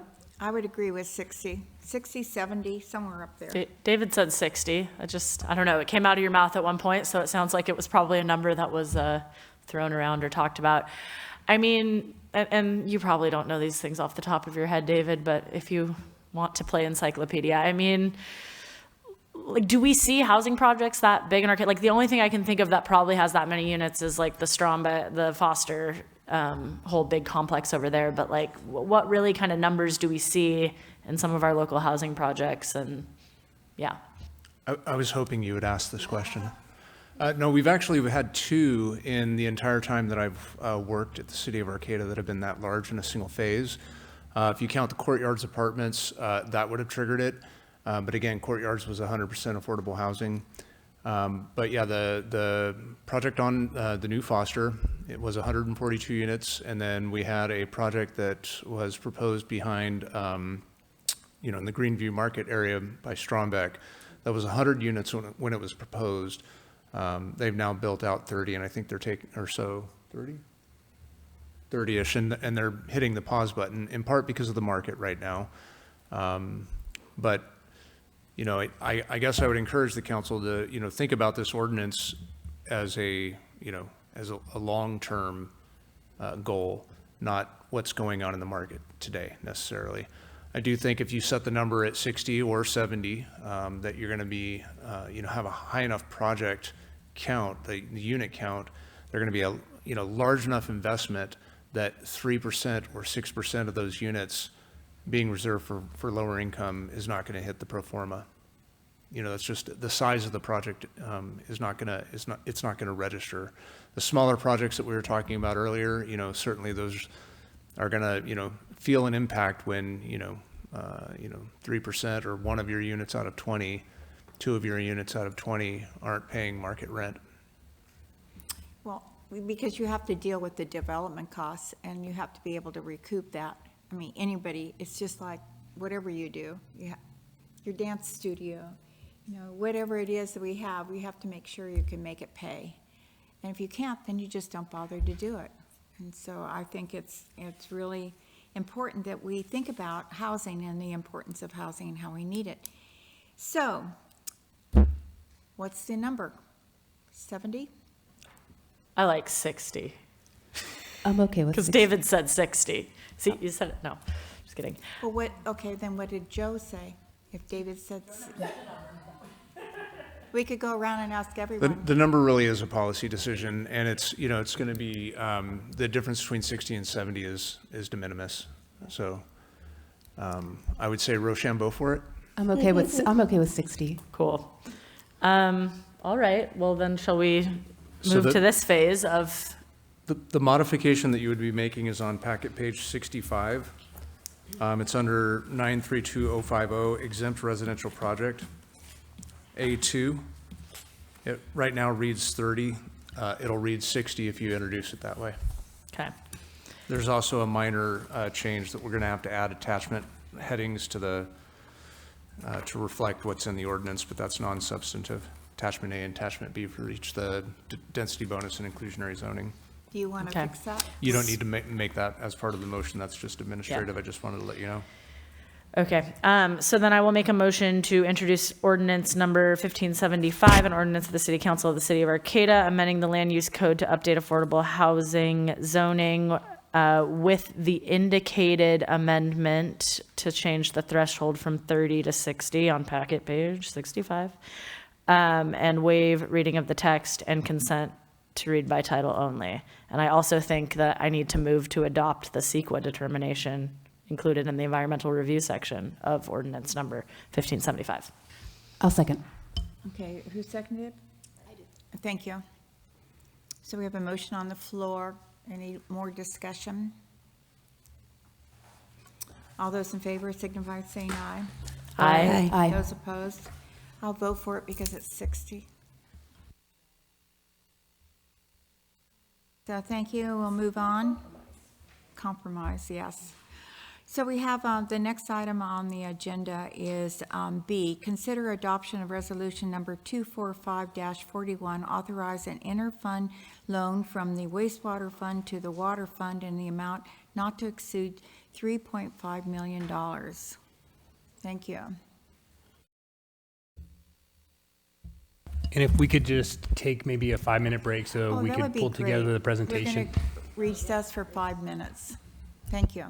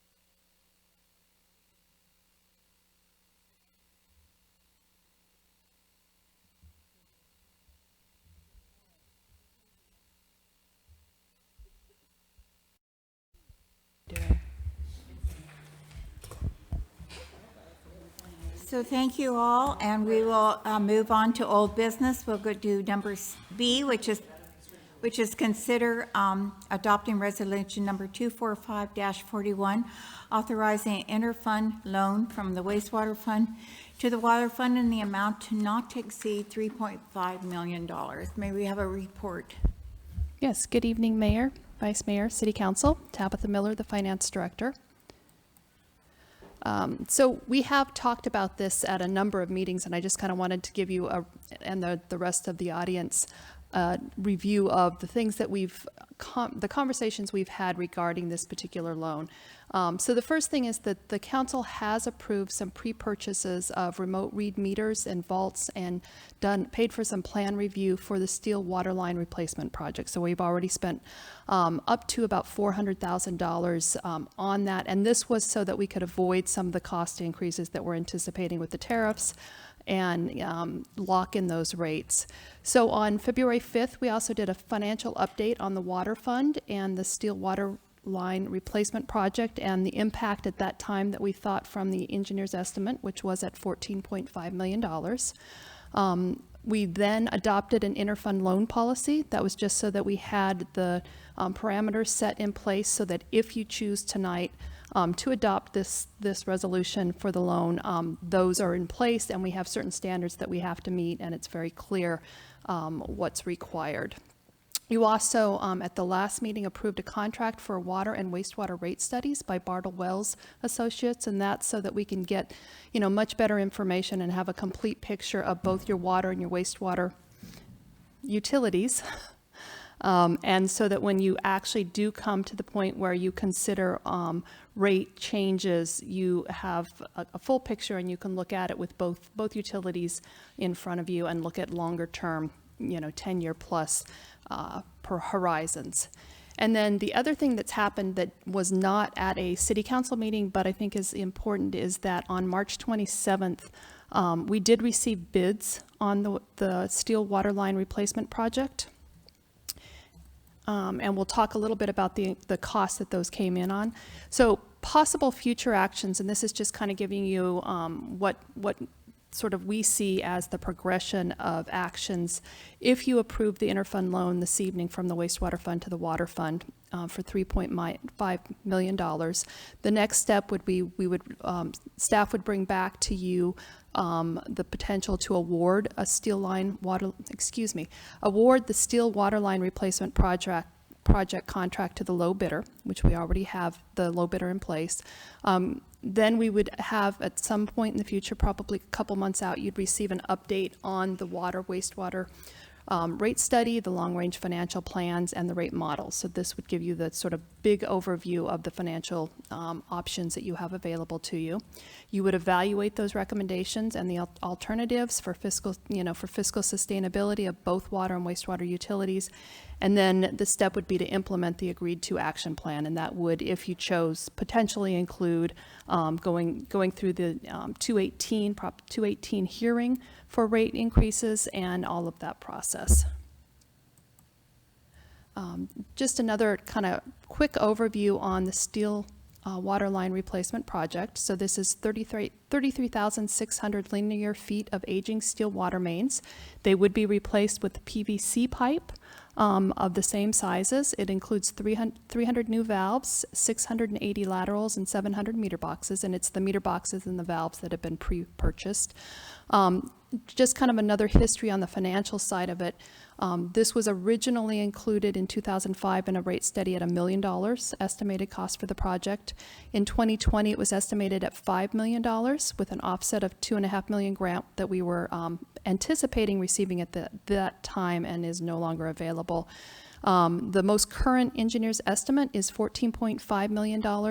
And then on March 27th, we did receive a low bid of, the contractor piece was $10.8 million, but the total project would be $12 million. So we are $2.5 million less than the most recent engineer's estimate, and we do anticipate that that really has a lot to do with what's happened in the last couple months, just economically, a lot of money from grants and stuff changing. I think that people are a little bit more willing to come in at lower bids. Just to kind of give you a real quick review of the project cost as they stand today. Again, the current engineer's estimate is $14.5 million for the total project. The low bid was a little under $10.8 million for the construction of the project. We have those $400,000 worth of pre-purchased meters, vaults, and plan reviews. And then we're building in a 7.4% project contingency of $800,000. So we're looking at a $12 million project cost, which is 17% less than the $14.5 million or $2.5 million less. And then the source of funds that we are projecting or proposing is using the unrestricted net position from the water fund of $8.5 million. You'll remember from our financial update in February, you have about $10.2 million in total reserves.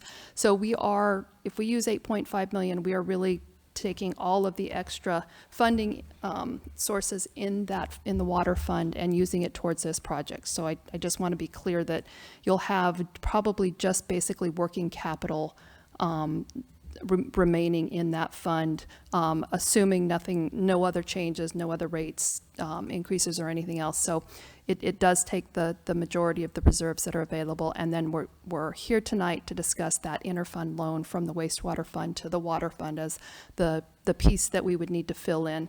You will remember that on February 5th, when we talked about the financial update and originally talked about the potential for the possible loan, we were talking about $8 million. The difference, of course, is the savings here, and the $8 million also provided some seed money to fund some additional capital projects that were anticipated and projected out by our engineering department. So that is not included in the $3.5 million proposed loan.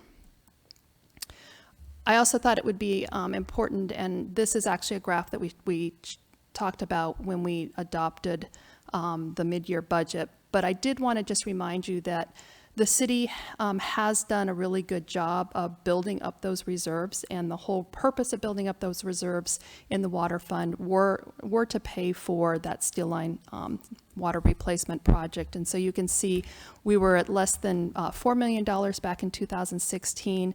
Last year in fiscal year 2023, actually almost 2 years ago, you actually topped it at about 12 million. We spent some money on some additional capital projects this year, and it's down to about 10.2.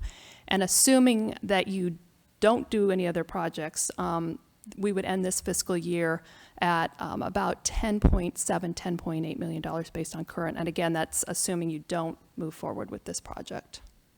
But the whole point is that the council did anticipate this project, or prior councils anticipated this project. It was built into the rates. We did save the money. The challenge is that it just is much more than we had anticipated when we looked at all these numbers. Not sure. So just real quickly, the loan itself would be up to or a maximum of $3.5 million. We anticipate that will be the amount, depending on the contingency. We would propose where the financial model here puts interest at about 4.25% because that's the current earnings from our LAIF account, which is what the investment account that we pretty much rely on our liquid money being put into. Whether or not it stays at that level or increases, I don't know, especially with the changes at the federal level.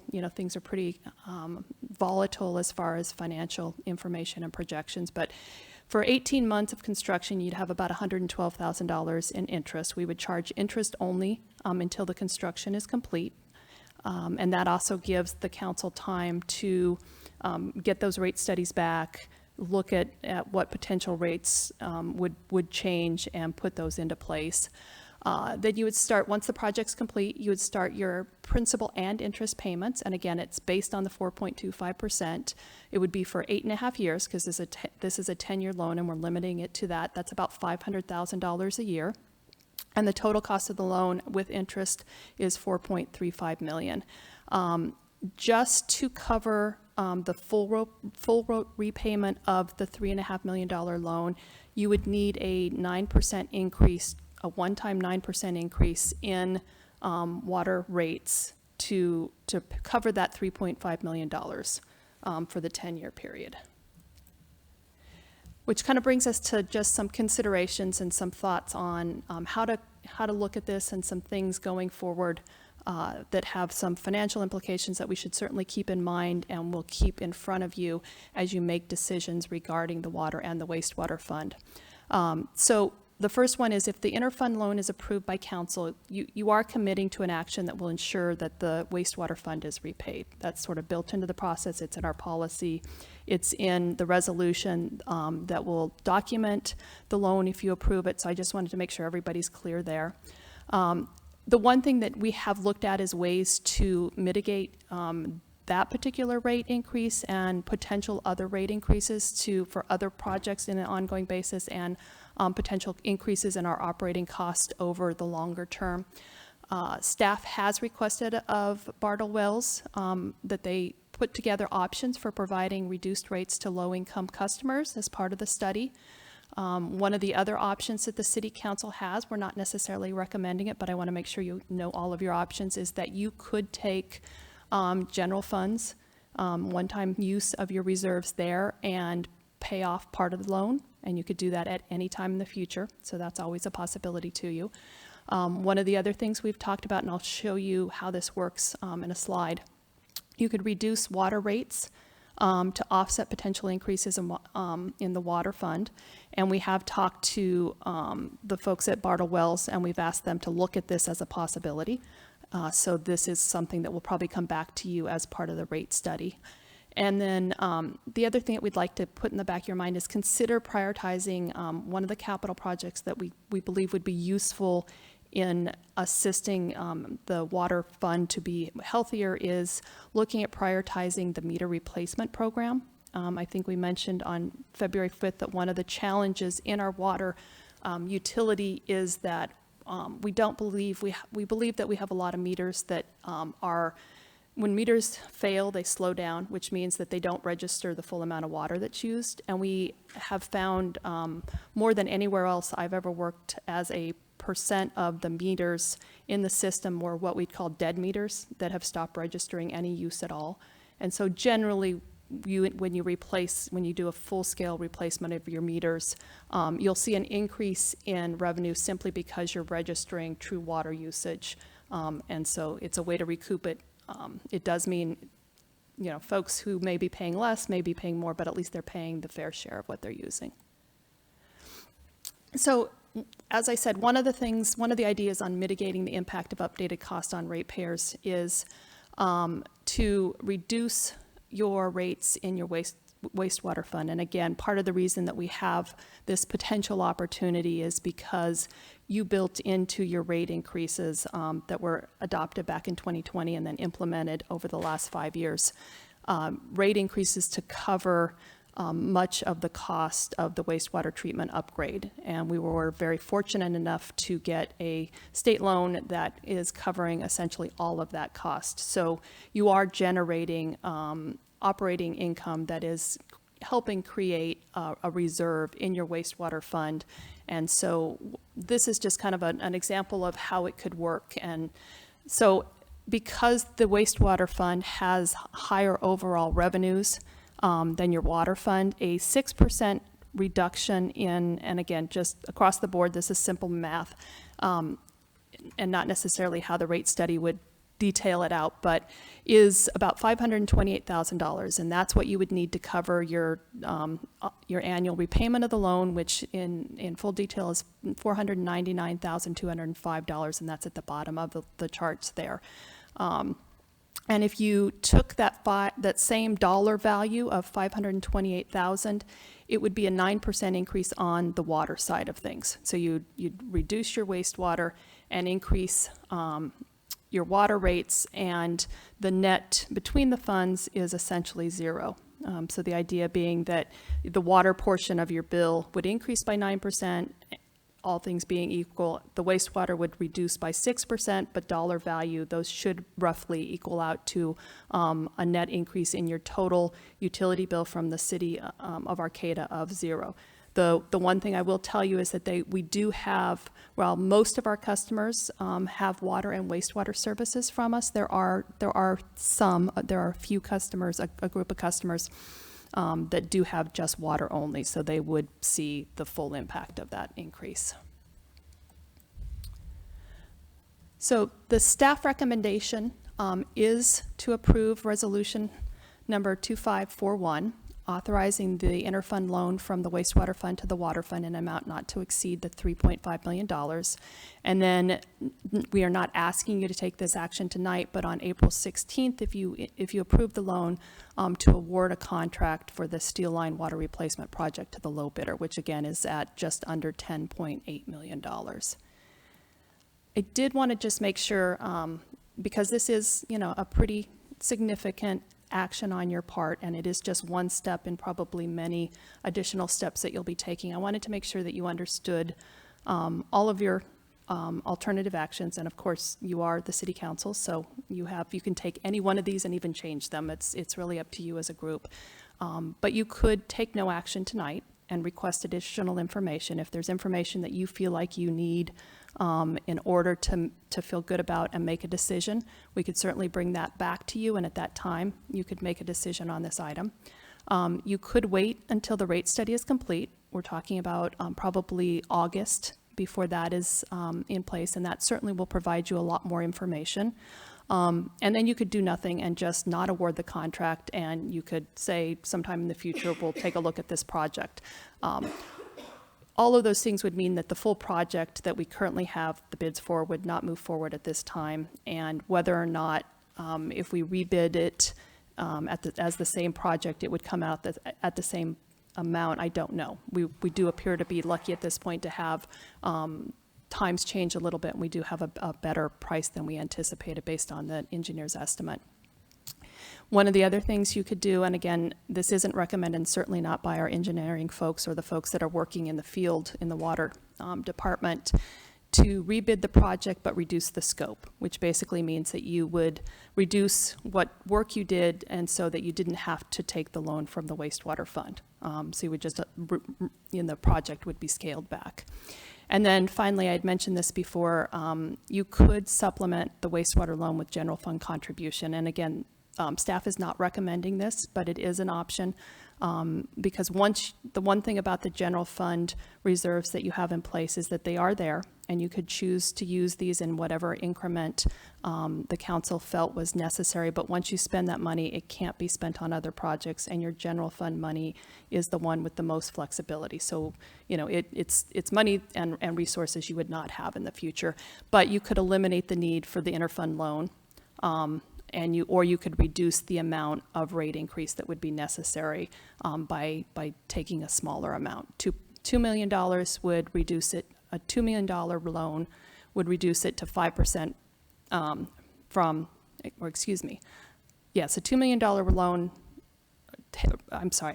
$2 million from the general fund would reduce the rate increase in the water fund to 5%, and a $1 million contribution from the general fund would reduce it to 6.3% instead of the nearly 9%. And with that, I'm happy to answer questions. Questions in council? Anybody? Okay, ahead, Meredith. So many questions, because this is like a hard decision to make. So we have a bid for $12 million. If tariffs went into effect, is that a solid 12 million? Could it go up like tomorrow with increased prices? So the bid is firm. So if you enter into a contract based on the work and the product that are in the current bid, and the construction is 10.8 million. The other money is the thing that could increase the cost is, and that's why there is that $800,000 in contingency, is we have to remember that these are really old water lines that are underground.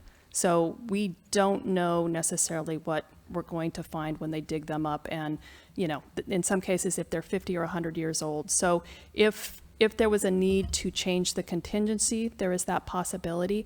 I know that in conversations with the city engineer and the city manager, we've talked about the fact that we would probably just make the project work, that we would have to do what it takes to not increase it. But you do need to be aware that anytime you dig up stuff that's been buried for 100 years, you can't guarantee what's there. Sure. And so on that same page, if we went out to rebid to change the scope of the project to only like cover the $8.5 million that we have, with circumstances being as they are, it could really fluctuate and it could be just as expensive. It could be, yeah, you could go back out to bid, get the same bid you have now and be doing less work. It's the challenge we have right now is because, you know, things are in flux and because markets are really skittish. It could go, you could do much better or you could do much worse at a future bid. And I can't tell you, I can't give you any indication. Yeah, no, I know. No crystal ball, huh? Not on this one. Well, I think you have to look at the materials that are being used and where it comes from, and are there tariffs on it, and that'll make a difference. The good thing is it is PVC pipe, so it's not steel pipe. So that's good to know. That is very good.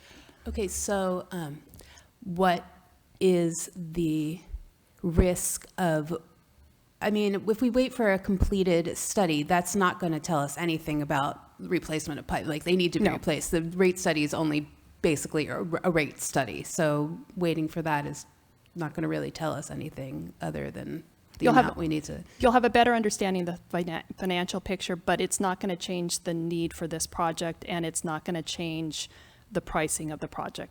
All of those things are, you know, separate. Ugh, past councils, right? Why did they? So I guess my thought about making the scope of work smaller is the work needs to be done, whether it happens now or later. And as pointed out, we don't know what's going to happen in the future, but we do have a number now if we lock that in. The likelihood that it's going to be less, probably not. More likely it's going to be more. It needs to get done. So my thought is, let's do it. And I know that staff, and like I said, particularly our city engineer who's not here tonight, would fully agree with you on that. Thank you. Stacy? And I also talked to staff quite a bit about this. And so I fully acknowledge that it needs to be done. It's 5 years past due. So I get that, and I understand the increases in prices. And the only problem that I have is that this, for me, I want to keep this separate than raising the rates. So when I talked to staff about that, when we talked about, well, if you reduce the price of the wastewater, like that can like increase the regular water, that'll zero it out for customers. And if we were just like committed to something like that in this moment, I'm fine. But the problem that I would have is when we talk about, even if we have to raise the rates, we still have to have an authentic community discussion about that. And so I don't want to make a decision tonight, and then August comes and we say, well, you know, we get the rate study back and it's probably going to say we need to raise rates. And then we go to engage with the community on this, and we're told, well, you already agreed to the steel line replacement, so you pretty much have to do this. I think that will be very upsetting to the community. Like, there's no one here complaining about the possibility of raising rates because we're not talking about it. But so does it make sense what I'm saying? I just don't want to commit to something that's like, oh, well, you guys already kind of did commit to that, because then we'd have a room full of people. So I'm happy to move forward as long as we can keep these two things separate. So I will remind you, and again, one of the things that you can supplement all or a portion of this from general funds. And again, we're not recommending that, and we're not recommending you commit to it, but it is something that it is that, and the potential for reducing the rates by offsetting it with wastewater are two options that you do have. I mean, so you're not absolutely set on having to increase rates, but we do have to commit to making sure that we repay the loan. Yeah, if we do the offset, which I'm sure to the public, they probably think that we're like lost our minds up here because they were talking about borrowing from water to wastewater. And it's just, there are certain things you cannot commingle of funds. So that's why it sounds like crazy talk up here. So yes, if we could finesse it so that our community wasn't noticing a difference in their bills. I don't think they're going to care to which fund they're paying as long as the bills don't change in this moment. I'm fine. I don't want to borrow money from the general fund because, as you pointed out, that is the money that we have the most control over. And there will be some, some things that happen that are unexpected. We're guaranteed that just in this time of life. So, yeah, that's where I stand. I just had a question. So there are things that you've recommended, which Stacy just brought up, to help with the rates, like, offering those who qualify for PG&E care would have reduced water rates. Another would be to have it, because it's been covered by grants, the reduction of the wastewater rates would offset, which is what we did just discuss.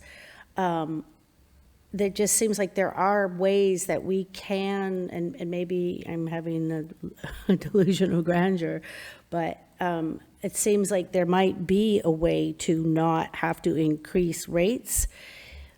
Is that possible? I mean, to kind of like For everybody. for this particular to complete this particular project, I think you can. I certainly think that there are alternatives that you would not need to raise rates.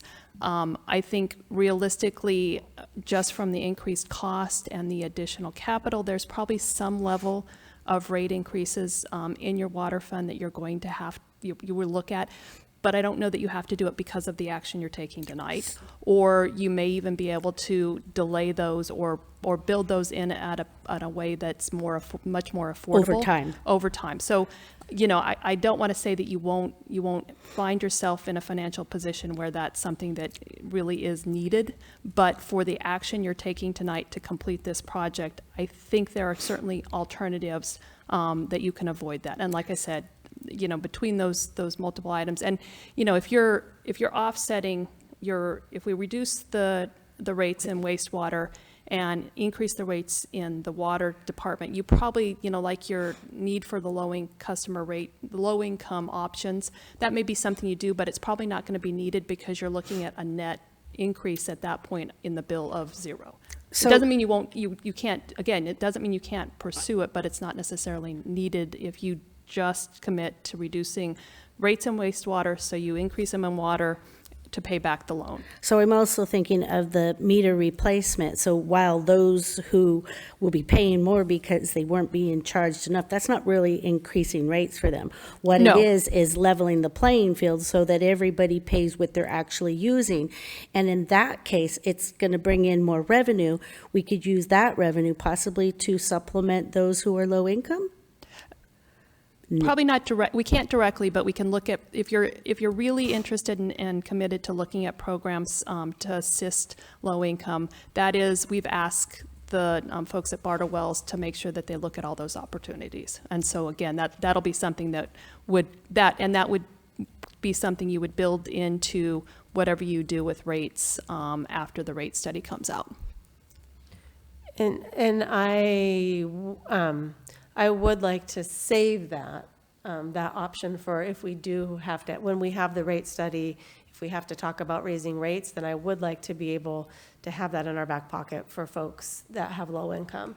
So I'd like to save that for them in case we do need to raise the rates and not do it for this portion. Yeah, I just so struggle with raising rates. I just heard that LIHEAP just got canceled, which helps people with their PG&E bills. We're going to have to probably increase garbage. It's so much. So, yeah.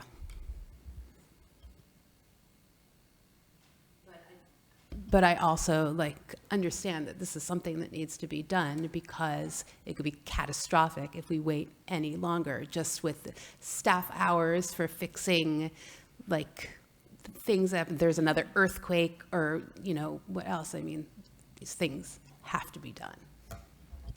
So I'm going to open it up to anyone that would like to address this, public comment on this item. By saying, I really appreciate your presentations. I always think they're really thorough. But the issue I have is from the strategic planning, like, and I'm not saying you guys, because we're talking about 2 decades here, but in 2005, 1 million, 2020, 5 million. I mean, that was just a disaster from the standpoint that nobody made that decision to do it. But the part that you need to accept that you took ownership of is that we had millions of dollars that you took out from the water and the wastewater treatment to pay for your pension. You know, that was a decision you guys made.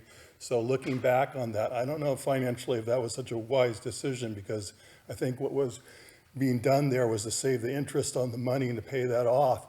But in that time period, you know, labor has gone way up, and you can see there's a tariff now. So I don't think that saved us any money. And I'll have to say that the few people that I've talked to, they think I'm just crazy when I say that you guys like took money from the water fund and the wastewater fund and paid the pension. They're going, no, they didn't do that. And I'm going, yes, they did. So there's just a lot of people that don't know anything about what's going on from the standpoint. I'd also address from the standpoint, you has put a lot of money into repaving all our streets. I mean, G Street is beautiful. So are you telling me that we're going to start digging up all these streets that we repave now and do this project? I mean, that's part of the strategic planning too that I have an issue with, that wasn't done before the paving, because that's not how it's supposed to be done. You're not supposed to spend all this money on paving and then just go ahead and like dig it all up again. So I don't know what the answer is. It's just a big mess right now. But people are not going to be happy having their rates go up, and it's just good luck. Thank you very much. Is there anyone else that would like to speak? Yes, sir. First of all, you don't have to dig up our streets because we have the ability to camera the system and insert rather than dig up and remove, which I would highly recommend. By the way, my name's Mark Raymond. I live in Sunset neighborhood. My thoughts about this are the original infrastructure probably has to be addressed, but why not take it in phases where you deal with that? Where does it come from? Mad River? Are we talking about to McKinleyville and to Eureka, as well as Arcata, Manila? How far is this project going? We probably won't have an answer for that right now. All right. So Sorry. my recommendation is we have the ability to camera these systems, find out what's going on.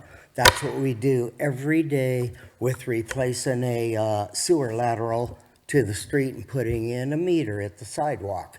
It's a no-brainer. So you don't have to dig up streets. You can just follow would you, the existing. Sir, would you speak to us, please? All right. Thank you. Well, he's the one who I know said he dig brought up it up, streets. but yes, you could. And I agree. We have a lot of our streets repaved. The one that we need is between J Street and Larson Park, Grant Avenue.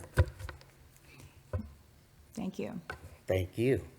Anyway, we have the ability to inspect these older systems without digging up the world now.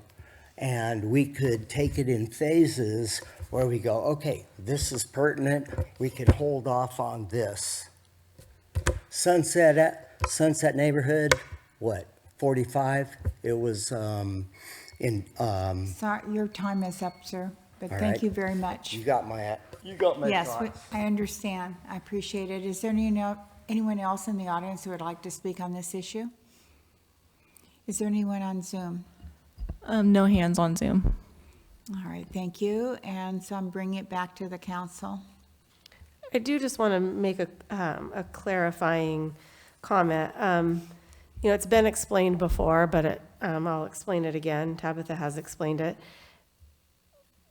When a statement is made that we just took money from water and we paid pensions, no, that yes, it happened, and no, it did not, because you can't just do that. But employees get paid from the funds in which the areas they work, which also includes retirement. So Tabitha made it very clear that we were paying down pension liabilities of people that worked in that department that we could legally do that with. So, and I still believe that it was a good financial decision to do, even with what we're dealing now. So I don't regret that. I just want you to know that. So thank you for bringing that opportunity to us.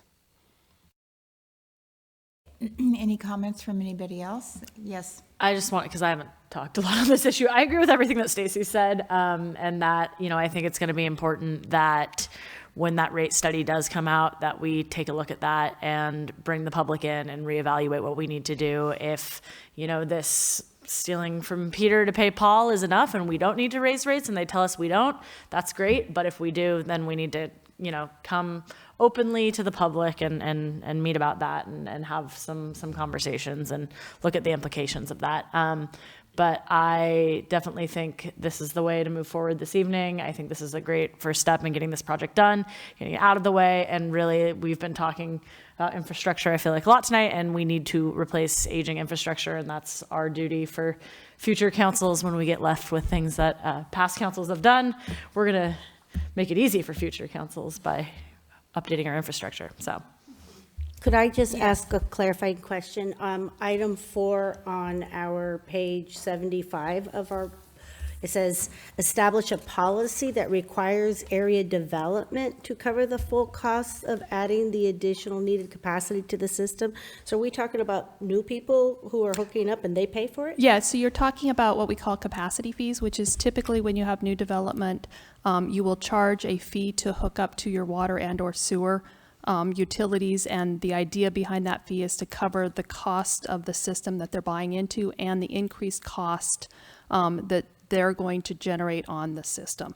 And part of your rate study is a study of the current capacity fees for wastewater and water, and they'll bring back what they would recommend as a fee to recoup those costs fully, and then you'll have to make a decision as to whether or not you want to implement higher rates there. It does have the negative on this that usually comes out is that it's passed on to developers, so it adds cost to building.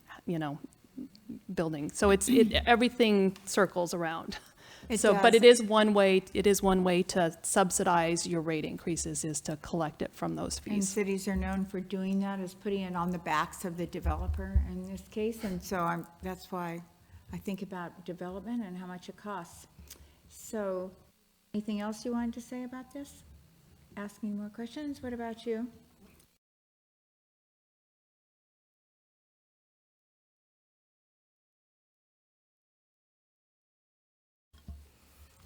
Sure. I move that we consider adopting resolution number 245-41, authorizing an interfund loan from the wastewater fund to the water fund in an amount not to exceed $3.5 million. I'll second. Okay, Can I interrupt before the vote? The motion was to consider adopting or to adopt the resolution? It says consider on our agenda, but I would imagine you don't want to use that word. It would be to adopt. It would be to adopt. Okay, so I'll amend that to say to adopt resolution. And I'll still second. Thank you. Thank you. Any more discussion on the motion? Then all those in favor signify by saying aye. Aye. Those opposed? Motion carries. Thank you. We'll go on to our next item under new business, appoint 3 new members to the Planning Commission for terms expiring March 31st, 2029. So we interviewed today 4 people that were interested in the Planning Commission. 3 of them were already planning commissioners, and they came in for an interview. And we interviewed somebody that's not on the Planning Commission, but has served us for a long time in the city of Arcata on one of our committees. So do you wish to do each one individually, or how do you wish to do it, council members? One at a time? They're all the same date, so it might be easy if we do them all together. If they're all for a term that ends March 31st, 2029. Okay, so which 3 do you want to appoint? I will really say that I'm glad that we had the process of interviewing everybody. I really appreciated everybody's answers. That being said, I think that we have a really strong planning commission now, and I think that I'd like to see them kind of finish what they started with the general plan, so I will go ahead and make a motion to reappoint. Yeah. You We can have a motion on the on the floor. floor, and you can take comment afterwards. So I will make that motion to appoint Peter Lehman, Matthew Simmons, and Dan Tagney to the Planning Commission with terms ending March 31st, 2029. Is there a second? Yes, I'll second. Thank you.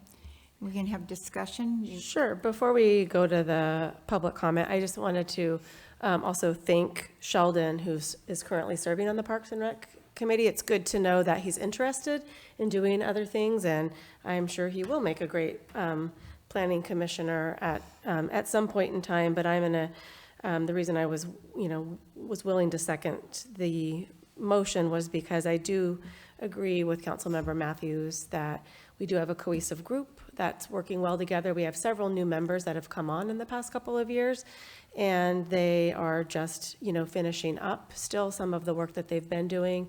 And so for those reasons, I'd like to, I support the motion that was made and seconded. Some of our commissioners that have come on, they've been a more recent, probably within the last 6 months or less. So having time now for public comment on this motion, please. Okay, I'm going to address this because this has been an issue in the past from the standpoint of, one, qualifications. And I've always repeated this from this, that, we need people that actually have taken at least one class in urban design to be on the, but obviously that hasn't worked out because I don't think anybody's done that. So the next qualification I like to see in candidates is that they're independent and they're just not yes people that are going to go along, that we're going to ask questions. And unfortunately, some of our existing commissioners, we'll give an example from the standpoint of the fire district, giving a presentation in front of them, and I was there, had no questions for the fire district from the standpoint of how they're going to address 7-story buildings, 6-story buildings. In fact, at the very end of their presentation, their exact words was, "We don't want any more Sorrel Places at this time. We cannot fire, we can't serve that. If anything happens, we're going to lose either one of our fire district personnel, or the public is going to die." That's what they said at that presentation. And so our commissioners were not asking any questions related to that. And I also brought this up later on, right before they voted for the gateway. I said, did you read the letter from the fire district from the standpoint of them asking you not to approve this until we have the study completed and we get the funding?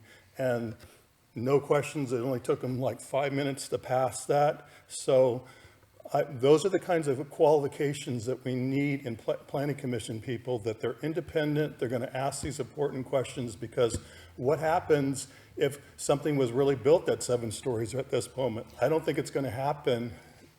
I forgot to time you, so I have to assume that you're time. Yeah, I know. I'm looking at the same too, so it's kind of hard. You're thinking, how long can you go on? It's kind of hard, but so that's my example where we haven't had people asking these very serious questions, and they're serious questions because of So thank you. I'm just going to have to. Well, we didn't really have a time, so did I hit 2 minutes or not? I'm sure you have. Do you want another minute? Yeah, let's give me another minute there, okay? Let me find, Alex? okay, well, just go ahead and we'll watch you. Okay, so that fire is one issue. Another issue is from the standpoint of, we never had anybody asking questions on something very important from the wastewater treatment standpoint. I asked it several times, does all this development from the gateway and the planning and for the general plan, do we have the capacity for their wastewater treatment plant? Mm-hmm. And the answer was, we have it in the dry season. Now, that was a very important point that never got answered by anybody in the planning commission, that these existing ones, because we had a very disastrous thing that happened in the first of the year where we released thousands and thousands of gallons of raw sewage went into our bay. And You know, there's no answer from anybody from that standpoint. So these are the issues that Planning Commission should be addressing. Why was all this wastewater released when we haven't Thank had you. any? You've had your next minute. Thank you so much. Is there anyone else that would like to speak on this item? Okay, I'm going to bring it back to the council. There's nobody on Zoom, but can I just ask a clarifying question on who seconded? I heard Councilmember Schaefer's second, but okay, just wanted to confirm. Thank you. I just wanted to second it before we change the subject, so sorry if I interrupted you, but I was ready to do it to get it motioned and seconded, and then, yeah, so.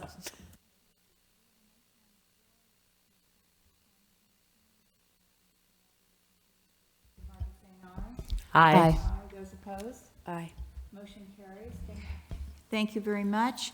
Our next item on the agenda is compliance with the new legal obligations, public hearings on staff vacancies, and the city's recruitment and retention efforts to comply with new legal obligations. Assembly Bill 2561 Government Code Section 3502.3. So may we have a staff report, please? Hello, good evening. I'm Kara Vink. I am the Human Resources Director. For everyone here probably knows, but maybe not the people in the public. So yes, I'm here today to ask you to open the public hearing. Okay, do you want the public hearing open right now? Microphone? Would you like the public hearing open right now, or would you like to make any comment? The presentation has to be done during the public hearing. Okay, thank you. So I'll open the public hearing at this time. Is there anyone in the audience that would like to speak on this issue? Was there a presentation that goes with it that maybe Yes, would be there worthwhile to see is before a this presentation that I will give during the public hearing. You'll yes. give it. So we're in the public hearing. This is all You brand want to new. give it now? Okay, thank Yes, you. this is all brand new. So, Okay. yes, I believe it was in November. A law passed that changed the Meyer-Millis-Brown Act, which is the state law that governs how public employers employee relations with their employees.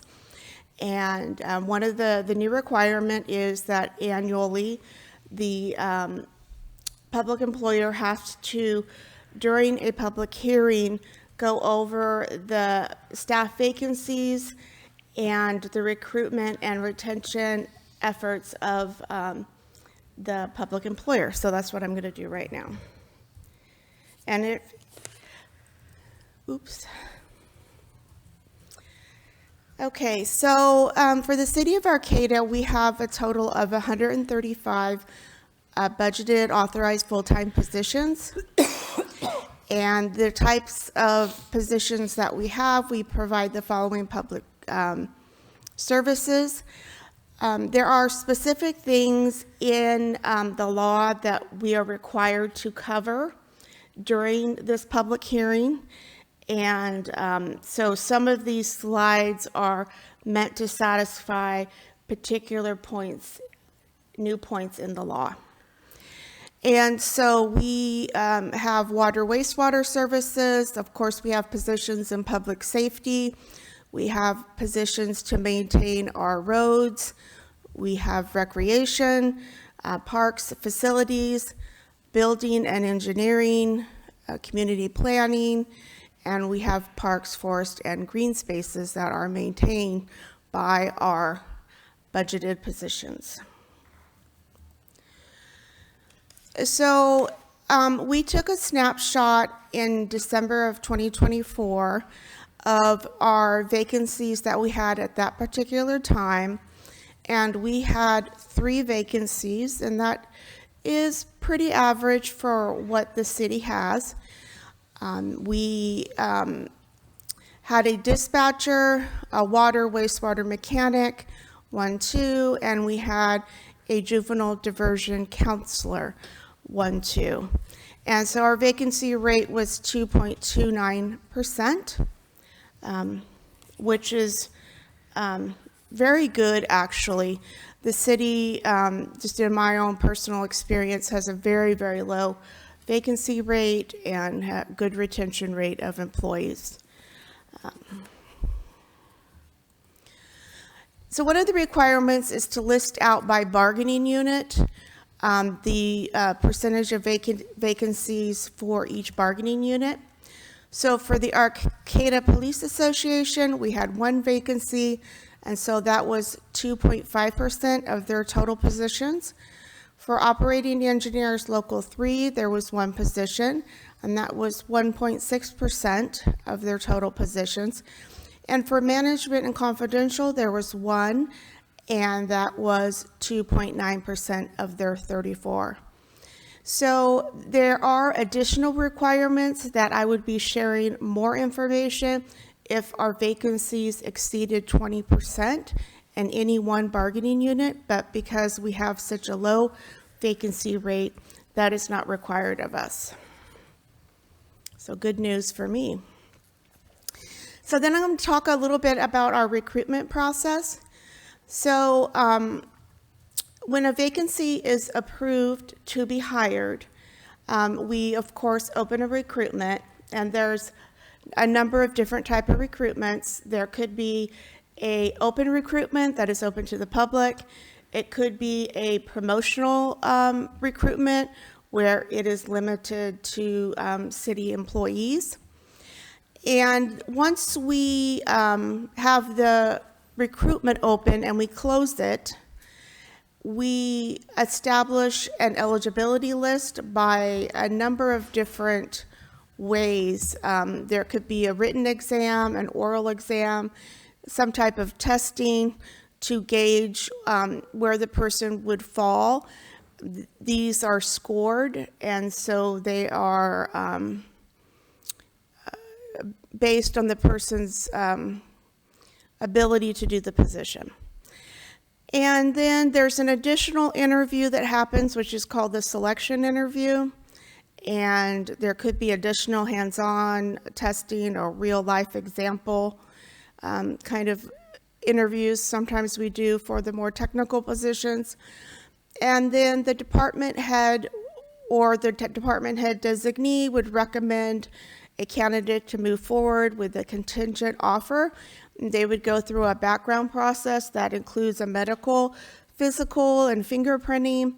And then once we get all of the information back and the candidate passes, then we make them the formal offer, and we negotiate a start date for that particular position.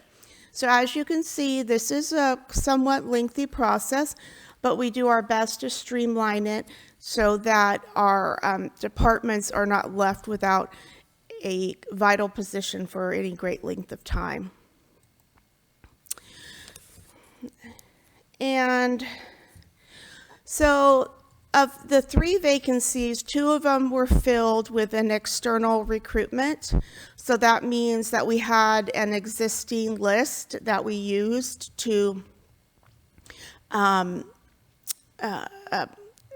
interview that person and to select that person from that eligibility list. There was one vacancy that is not going to be filled, and that was due to the loss of Measure Z funding from the county, and that was the juvenile diversion counselor. So that was the status of those. Part of the law is for us to do an analysis of what are possible barriers to our hiring process. So even though we have a low vacancy rate, it is something that we're required to do. And I think the one barrier that I could really identify was that we only have one local occupational health provider in this area, and all of the public employers use that one occupational health provider, and sometimes scheduling is an issue. But there really is no one else, and so our process is, and it's an important process, that people go through a medical examination to ensure that they have the ability to do the position with or without an accommodation. And so so hopefully we will get more healthcare providers in our community. That would be very important. So I wanted to go over to some of the recruitment incentives and retention incentives that the city is currently offering.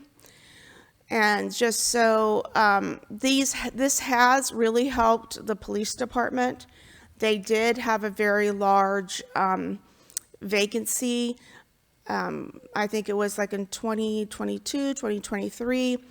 And then this was implemented and they have been able to get stabilized. So one of the things that we offer new police recruits is that we do offer them academy sponsorship. And we offer our academy students pay and benefits while in the academy. They do not receive the police officer salary. They receive a lower salary, but they are eligible for benefits, and this really helps the individual to sustain while they're in the academy. Police officers who have already graduated the academy receive a $3,000 hiring bonus paid over 18 months. If we are lucky enough to get a lateral transfer of an experienced police officer, they receive $50,000 hiring bonus paid over 30 months. And then existing police officers receive a retention bonus of $7,500 annually paid, and it was paid in June of 2024. It will be paid in May or June of 2025 and of 2026. And this was all approved by the council. There's also the dispatcher hiring incentives. We are now, I think, going to be fully staffed in dispatch. And so a new dispatcher is eligible to receive a hiring bonus of $3,000 paid over 12 months. And a lateral transfer dispatcher who has experience in public law enforcement has the ability to receive a $7,000 bonus paid over 12 months. So one of the things that I wanted just to mention is that I think that we have some best practices here in Arcata, and that helps us keep our vacancy rate low, is that we have vacancy planning, meaning that we're always listening for if somebody's leaving, or we know there's going to be promotions or there's a transfer or anything like that. We go ahead and kind of put that on our list and start planning the time frame of where we can fit that into our recruitments. Recruitments are a priority because we know that we need to support the departments in getting the services done to the community. One of the things that has worked very well is an overhire or a double fill for a short period of time.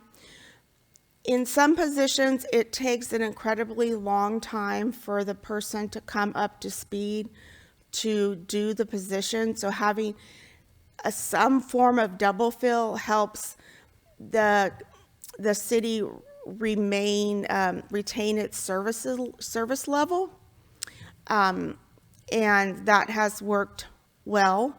And then we offer a competitive salary and benefits for the region. And so this is another way of looking at our retention statistics.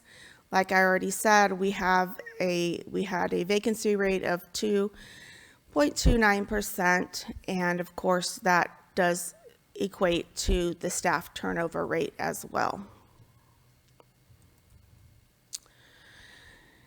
And again, our retention efforts, we do offer competitive salary and benefits. We do offer career growth through flex classes and promotional opportunities. And I really say that our department heads, our city supervisors and management, and the city employees, we all build a culture of City of Arcata is a great place to work. And I think having that type of environment where individuals are happy at work really makes it less likely that employees are going to leave. Okay, so that is the presentation. Are there any questions about that? Are there any questions from the council? Okay. Well, now I can open up. Yes. I had a question, I'm sorry. Yeah. These when we pay for them to go to the academy, albeit it's a reduced salary, do they sign any contract? Is there any guarantee that they're going to come work for us? Yes. Okay, thank you. Yeah. So I can open it up for public comment? Yes, you can. Okay, it's open for public comment. Okay, the first question I would have is, how are you advertising these positions? Yeah, the time would be good. How are you advertising these positions? Do you have a website where you're putting all these jobs up? I mean, I seem to recall ads like at the Lost Coast, on the North Coast Journal. The last time I saw one was for your equity Arcata management position. That was like at $70,000 or $80,000 a year. That was like the last time I saw something advertised. And also from the standpoint of, how are these jobs being generated? I've had, I think environmental director for the last 3 years has talked about our street sweeper, how we don't have a driver full time, and then we got another sweeper that doesn't require a class, special class driving license, but we didn't seem to have someone to drive that. So I'm just curious, for 3 years, we've kind of heard that same story, and is there a job for that position?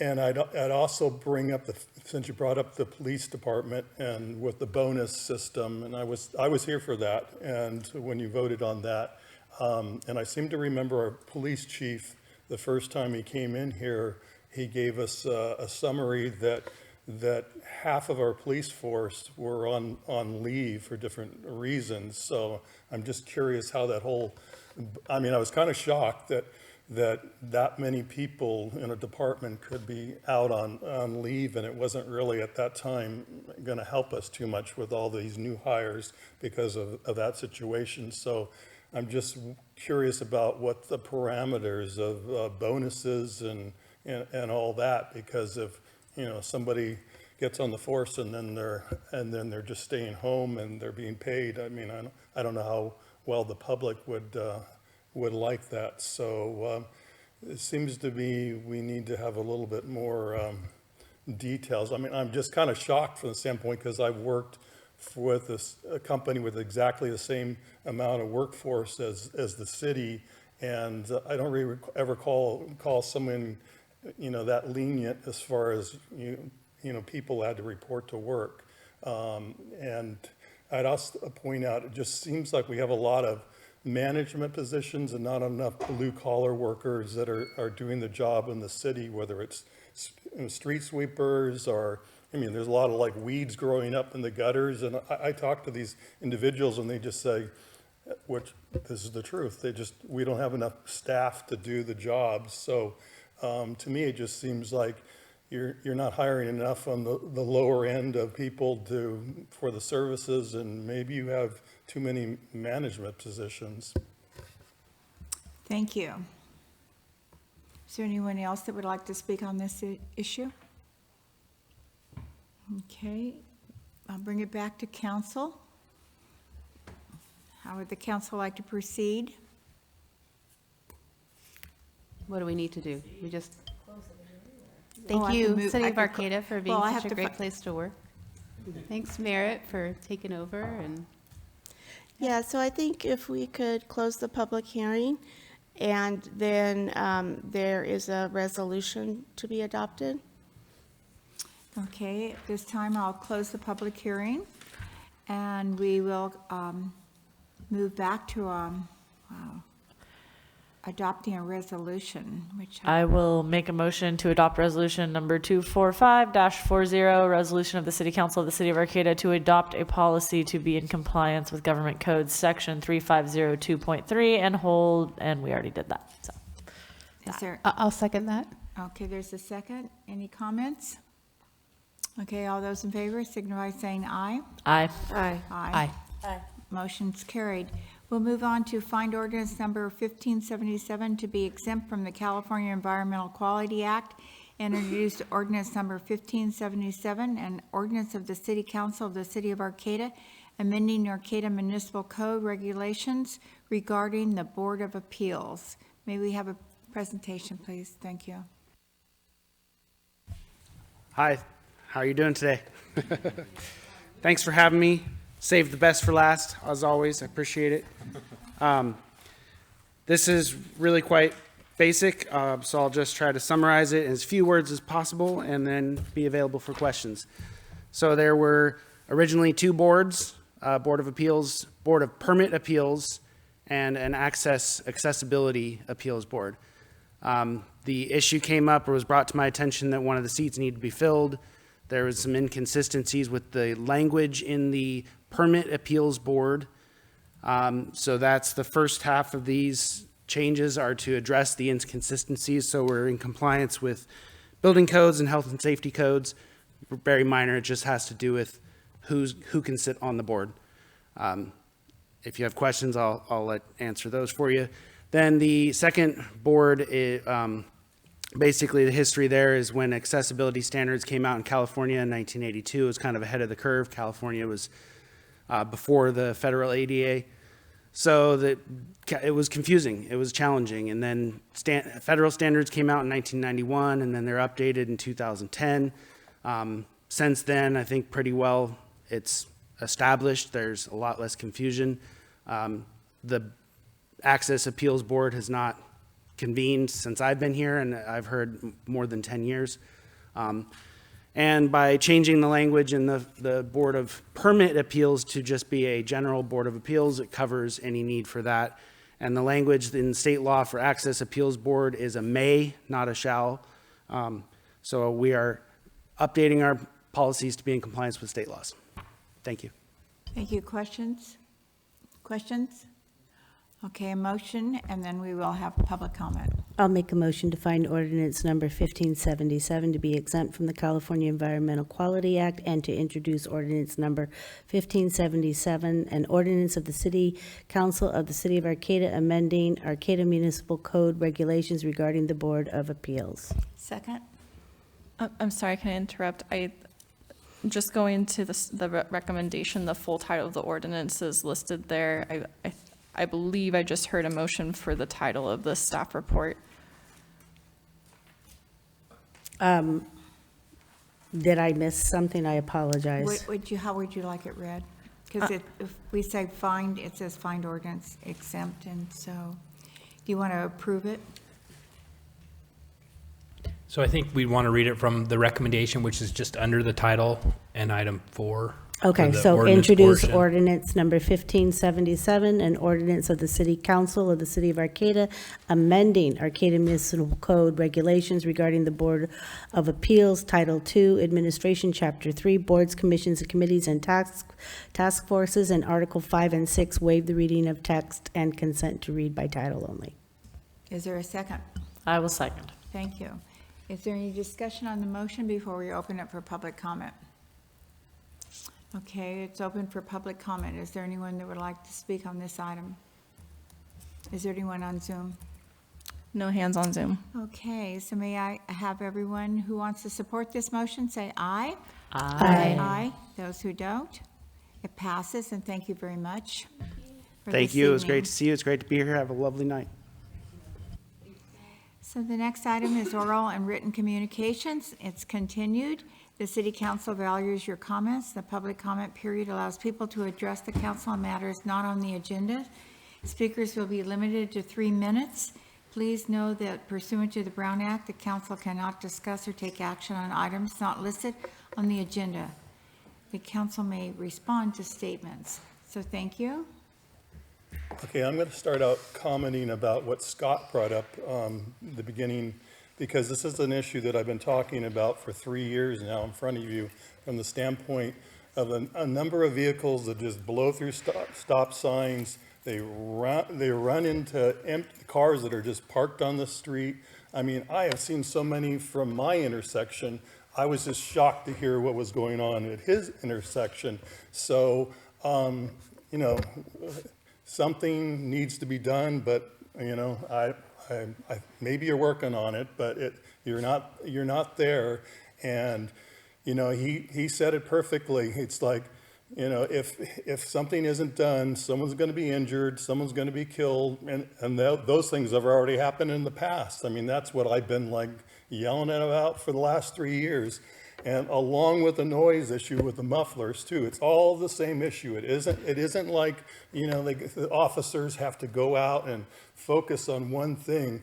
You know, I've already said this to the police department. I said, here's Officer Daggett, you know, it's like I got my window rolled down a little bit, and I'm listening for if someone yells help. I'm looking for people staring at their phones, but it isn't being done, you know, and I don't know if it's ever going to be done. You know, I'm just tired of showing up and bringing this subject up. And I'd also say, you know, in the last few years, it seems like it's like the wild, wild west. I mean, you made a decision on the plaza, so things have changed there. And I would like to comment a little bit about the plaza because I walk across there every day. And I'll have to say in the last week, you know, last week it was a young black male who was being arrested right when I was walking through there. And then this week on G Street, right in front of the theater, was a young black woman who was being arrested, and she was yelling, help, help, you know, no, no, no. So I would like to point out that, you know, that some of these people on the plaza are locals that are have mental ill problems.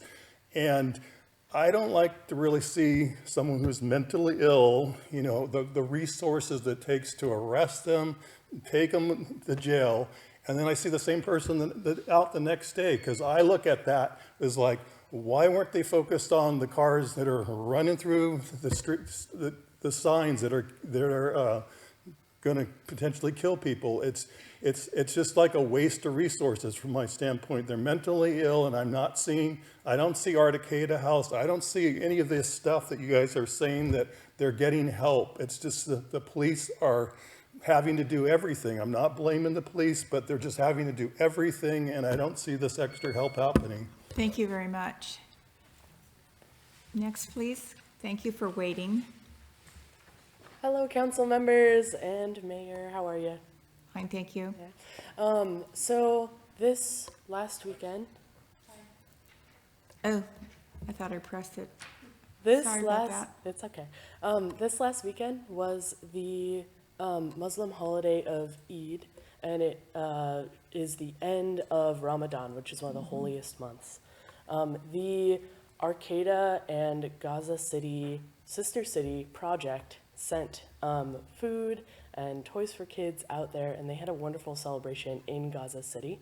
I wanted to just come here today and tell you, council members, that I would love for Arcata to be a sister city with Gaza City in Palestine. So that is just me formally saying that this is something that I would really like for our city council to adopt. Have a great night. I cede the rest of my time. Thank you very much. Next, please. And thank you. Hello, my name is Ren Romer.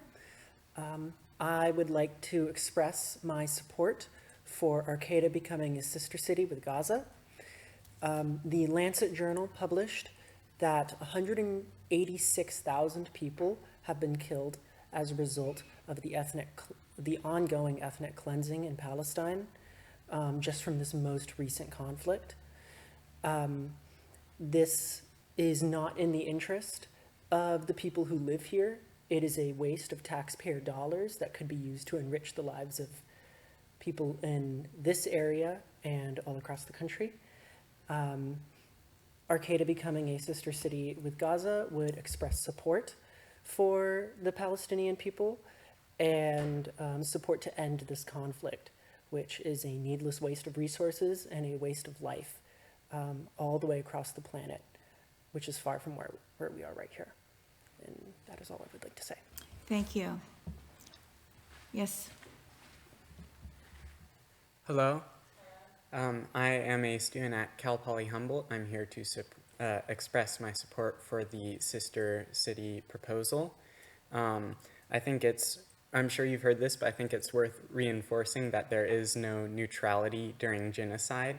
And even though I've only been here for 2 semesters, I have seen the people of Arcata show up to events all across the city and say over and over that we will not be quiet while children are targeted and killed and families wake up in the middle of the night to the sound of bombs.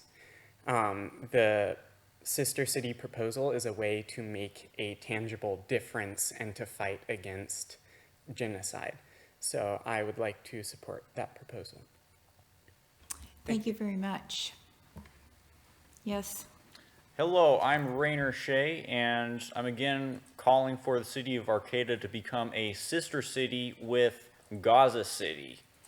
The recent successes of the Arcata Sister City movement's organizers in bringing aid to Gazans have shown that everything a sister city entails is realistic and legal. And there have been attempts to sow doubt about whether the Sister City project would be tenable or whether it would involve some sort of illegal activities. But no, this is a project to help make sure that as few Gazans as possible perish from their horrific circumstances. And this project has been gaining ever more support among Humboldt residents. Enacting a Gaza Sister City initiative is the right thing to do, and it's a politically viable thing to do. Thank you. And thank you. Is there anyone else that would like to speak? Well, I would like to thank all of you for waiting through the whole meeting. So now, is there anyone on Zoom? Yes, we have hands on Zoom. Okay. Ellen, please go ahead. Hi, City Council. I also personally would like to express my support for a sister city in Palestine.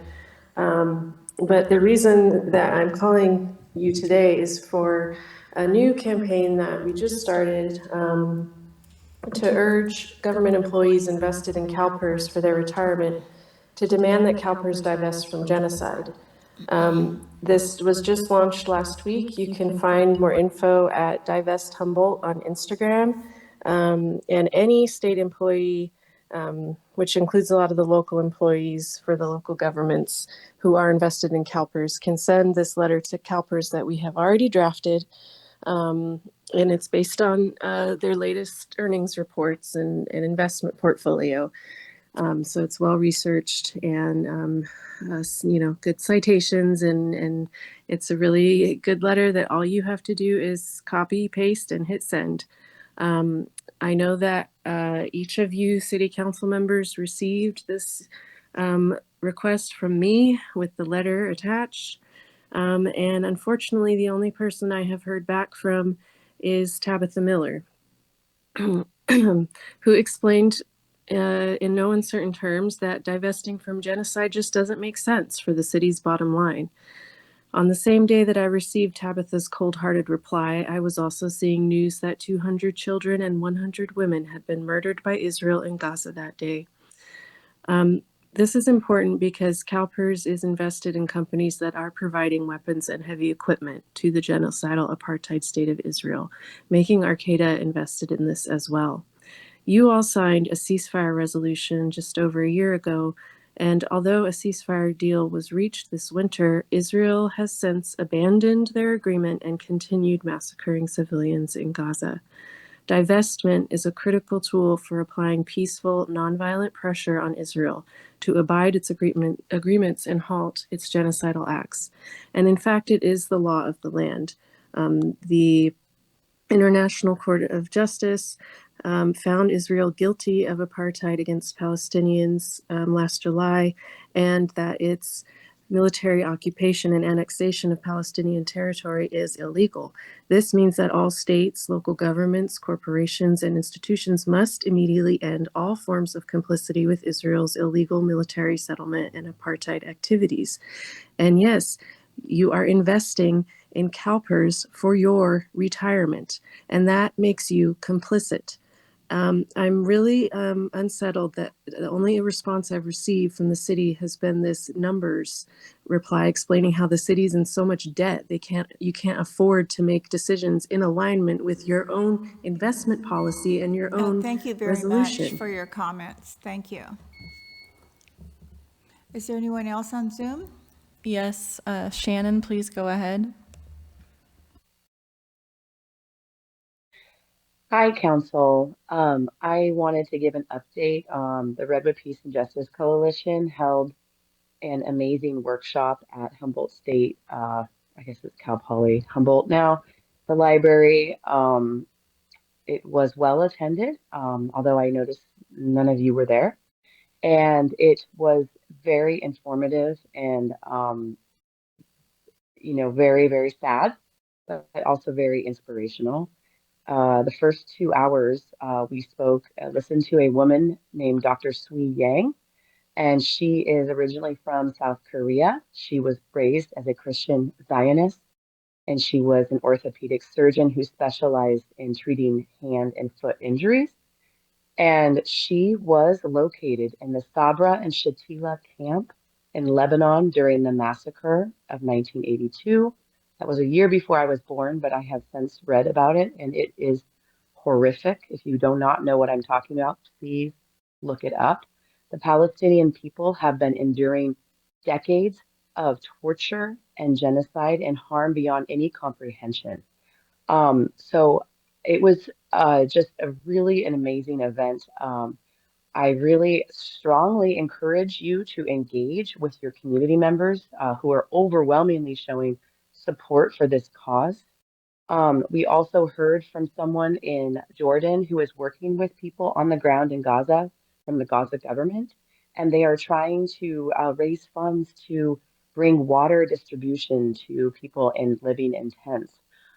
For me, as a person who works with communities, getting access to clean water, this really struck home. Um, I had a hard time wrapping my head around the fact that even during a genocide, the people in Gaza do not have access to anything for free. They actually have to pay like 5 to 10 times more what would normally be the cost for basic necessities for human life, such as water. So I just cannot urge you enough to engage with your community members and listen to us and please support the cause that these amazing people in our community are doing. Secondly, please consider sending that letter to CalPERS. This is not the first time this has been brought up with CalPERS. I used to work for the state of California, and this came up, I think it was 2021. Of course, the Israel lobbies were really good at getting it pushed down, but we have to keep pushing back. I sent the letter. I have an investment in CalPERS. It's not that hard to do. We have to understand that the weapons that are being used on the Palestinians with our tax dollars will be used on us very soon. Thank you. Thank you very much. Do we have anyone else on Zoom? Yes, Gracie, please go ahead.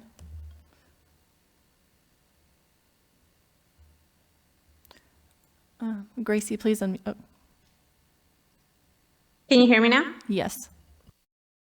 Hi, everyone. I'm Gracie here in Arcata. I urge City Council to send in their letters to CalPERS to divest from Israel. I don't want my taxpayer dollars, and I'm hoping that the majority of Arcata doesn't want their tax dollars being sent to the apartheid state of Israel to bomb and kill people in Palestine, Palestinians. Right now, we just got the report in that Israel just killed 60 people in a UN clinic, including aid workers, medics, and children, parents, and fathers. yeah, I would hope that City Council would urge CalPERS to divest from Israel. We do not need our taxpayer money going there. And it will help to, yes, we do have power. We do have a say. Don't feel like sending this letter doesn't do anything. It's to apply pressure, and I hope everybody here has a conscience and does the right thing. Thank you. Thank you. Do we have someone else on Zoom? I don't see any other hands. Okay, thank you very much. Then we'll move on to council reports. All reports shall be specifically limited to council or city business and shall not request or lead to actions by the council at this meeting. So shall we start with you, Sarah? Sure. First of all, there's a chamber mixer tomorrow. It's at the Harvest Hub, which was the City of Arcata's Business of the Year at the Business Chamber Awards this year. So they're doing awesome stuff out there and need all of our support right now in the face of growing food insecurity in our community and help for farmers. So that's going to be out at the NCGA Harvest Hub at 5:30. And it's a great opportunity to check out their really cool space and their programs going on out there, and also connect with your local business community. Things that I have been doing. We had our Equity Arcata board meeting this last Wednesday, and it was a good chance to also reflect on the event that I was able to participate in, and Kimberly and Meredith were there as well, and Merritt was on one of our panels that they did in our Sanctuary City event that Centro del Pueblo and Equity Arcata put on over at the D Street Neighborhood Center. It was an amazing event and really showed the potential for, Equity Arcata to kind of work with these local community groups to be this convening space and have really good information and conversations, and also got to hear kind of in the second half. The first half was a presentation by our police department and city managers, both Merritt from here and then Miles from Eureka, presenting on just what being a sanctuary city means and how the police, operate in that situation, and, the laws that are in place both in Arcata, Humboldt County, California, that kind of add those layers of protection from ICE raids and other such things. And so I got to ask some questions of the folks on stage, and big shout out to Lieutenant Chris Ortega, who brought his bilingual skills and just his relationships with the community up to the forefront, which was so great. And I even got to practice some of my Spanish skills as well, unexpectedly, and ask some questions in Spanish as well. And so our staff and police department did a really good job answering those questions. And then we really got to hear some super powerful community testimony the second half, and just hear from folks in the community about what different service organizations and, healthcare and schools are doing to protect folks, but also, many immigrants in our community sharing their day-to-day experience and talking about, what's been going on in their lives and how they've been feeling. And so it was just like such an amazing space to bring everybody together. And I hope to see more of that. And I hope to see Equity Arcata participate in more events like that. And then that kind of also led to some excitement and planning, hopefully around an upcoming Sanctuary Day that will be eventually happening at the Plaza during Farmers Market.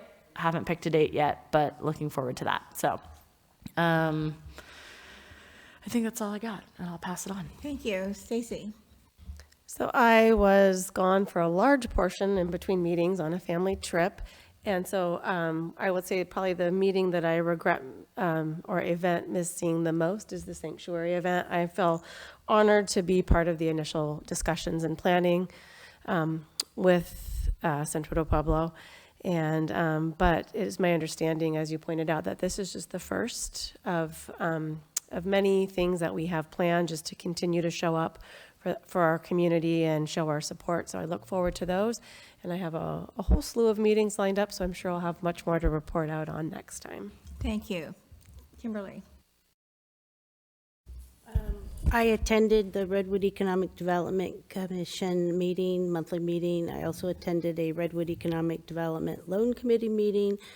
I, too, attended the Arcata Sanctuary City. I just want to commend Councilmember Schaefer on her exemplary job in facilitating that meeting. And then also wanted to mention just Councilmember Atkins Salzar actually initiated this whole thing in the very, very beginning. So thank you for making this all happen. What else? Oh, I'm looking forward to attending the Port of Humboldt Bay Offshore Wind Development meeting with the Pacific Northwest Strategy. There's an event, and it's going to be 2 days, both Friday and Saturday. And also today I attended a Humboldt Equity Consortium meeting. Actually, it was hosted over in Valley West. That's all I have. Thank you. Meredith. Yeah, today I got to represent the city of Arcata at a County of Humboldt sponsored community economic development meeting where they discussed the preliminary survey findings about some challenges that the county is having with housing, economic challenges, workforce challenges, and trying to get some priorities for community and economic development, which is something that I'm very passionate about. Also, I attended on my policy committee for housing, community, and economic development down in Burbank and got to find out about some crazy bills that are coming down the pipeline, like SB 39 is one that wants to get rid of coastal commission requirements, which is a little bit insane. So it's really important to pay attention to all these bills that are coming down the pipeline because that will affect our housing. I got a chance to, again, represent Arcata at Cal Poly Spring Preview Day, which is wonderful. I got to talk to some potential incoming Cal Poly scholars about all the wonderful things about Arcata. So that was really great to be there, as my son will probably be matriculating there next year. I want to remind everybody that the summer markets start for Farmers Market on Saturday, so they start at 9 instead of 10. There'll be live music, and it's really the start of summer markets, which I'm super excited about, and we've been working with the North Coast Growers Association to, again, keep the plaza closed to traffic and make some accommodations such as bigger walkways so you can see brick and mortar stores and more handicap parking. So all of those great things that the NCGA has been working on. I want to encourage people to go to some of the great kinetic mixers that are coming down the pipeline. It's really important to support them. And also I joined the North Coast Repertory Theater Board last week because, again, the local theater is another thing that is really important that we continue to support. So if you have some spare time, volunteer for a local board, volunteer for kinetics, volunteer for an event, and get involved in your community. And that's it. Okay. Well, thank you. So today, HTA, or Humboldt Transit Authority, accepted the transfer of the Mad River Transit System to the Humboldt Transit Authority by a majority vote, and the yellow buses will still be seen. They aren't going to be wrapped or painted a new color. So we'll see them here and there. And I really love seeing our electric bus. It goes by so often. It's such a beautiful looking bus. The first hydrogen bus has arrived. It's being tested on the streets and on the highways. It looks very modern. It's white right now. It doesn't have any markings, so you might see it. And this summer in July, HTA will be 50 years old, and they'll have a celebration going on with that. And I attended a Child Care Champions business lunch today just because I'm somewhat concerned about seeing housing or buildings that are not being used for child care. So I went to that. And there are a couple things I want to ask you all about. And one, I want to ask staff about the study with the fire department. Are we ever going to see that we paid for that study, the three-way funded study?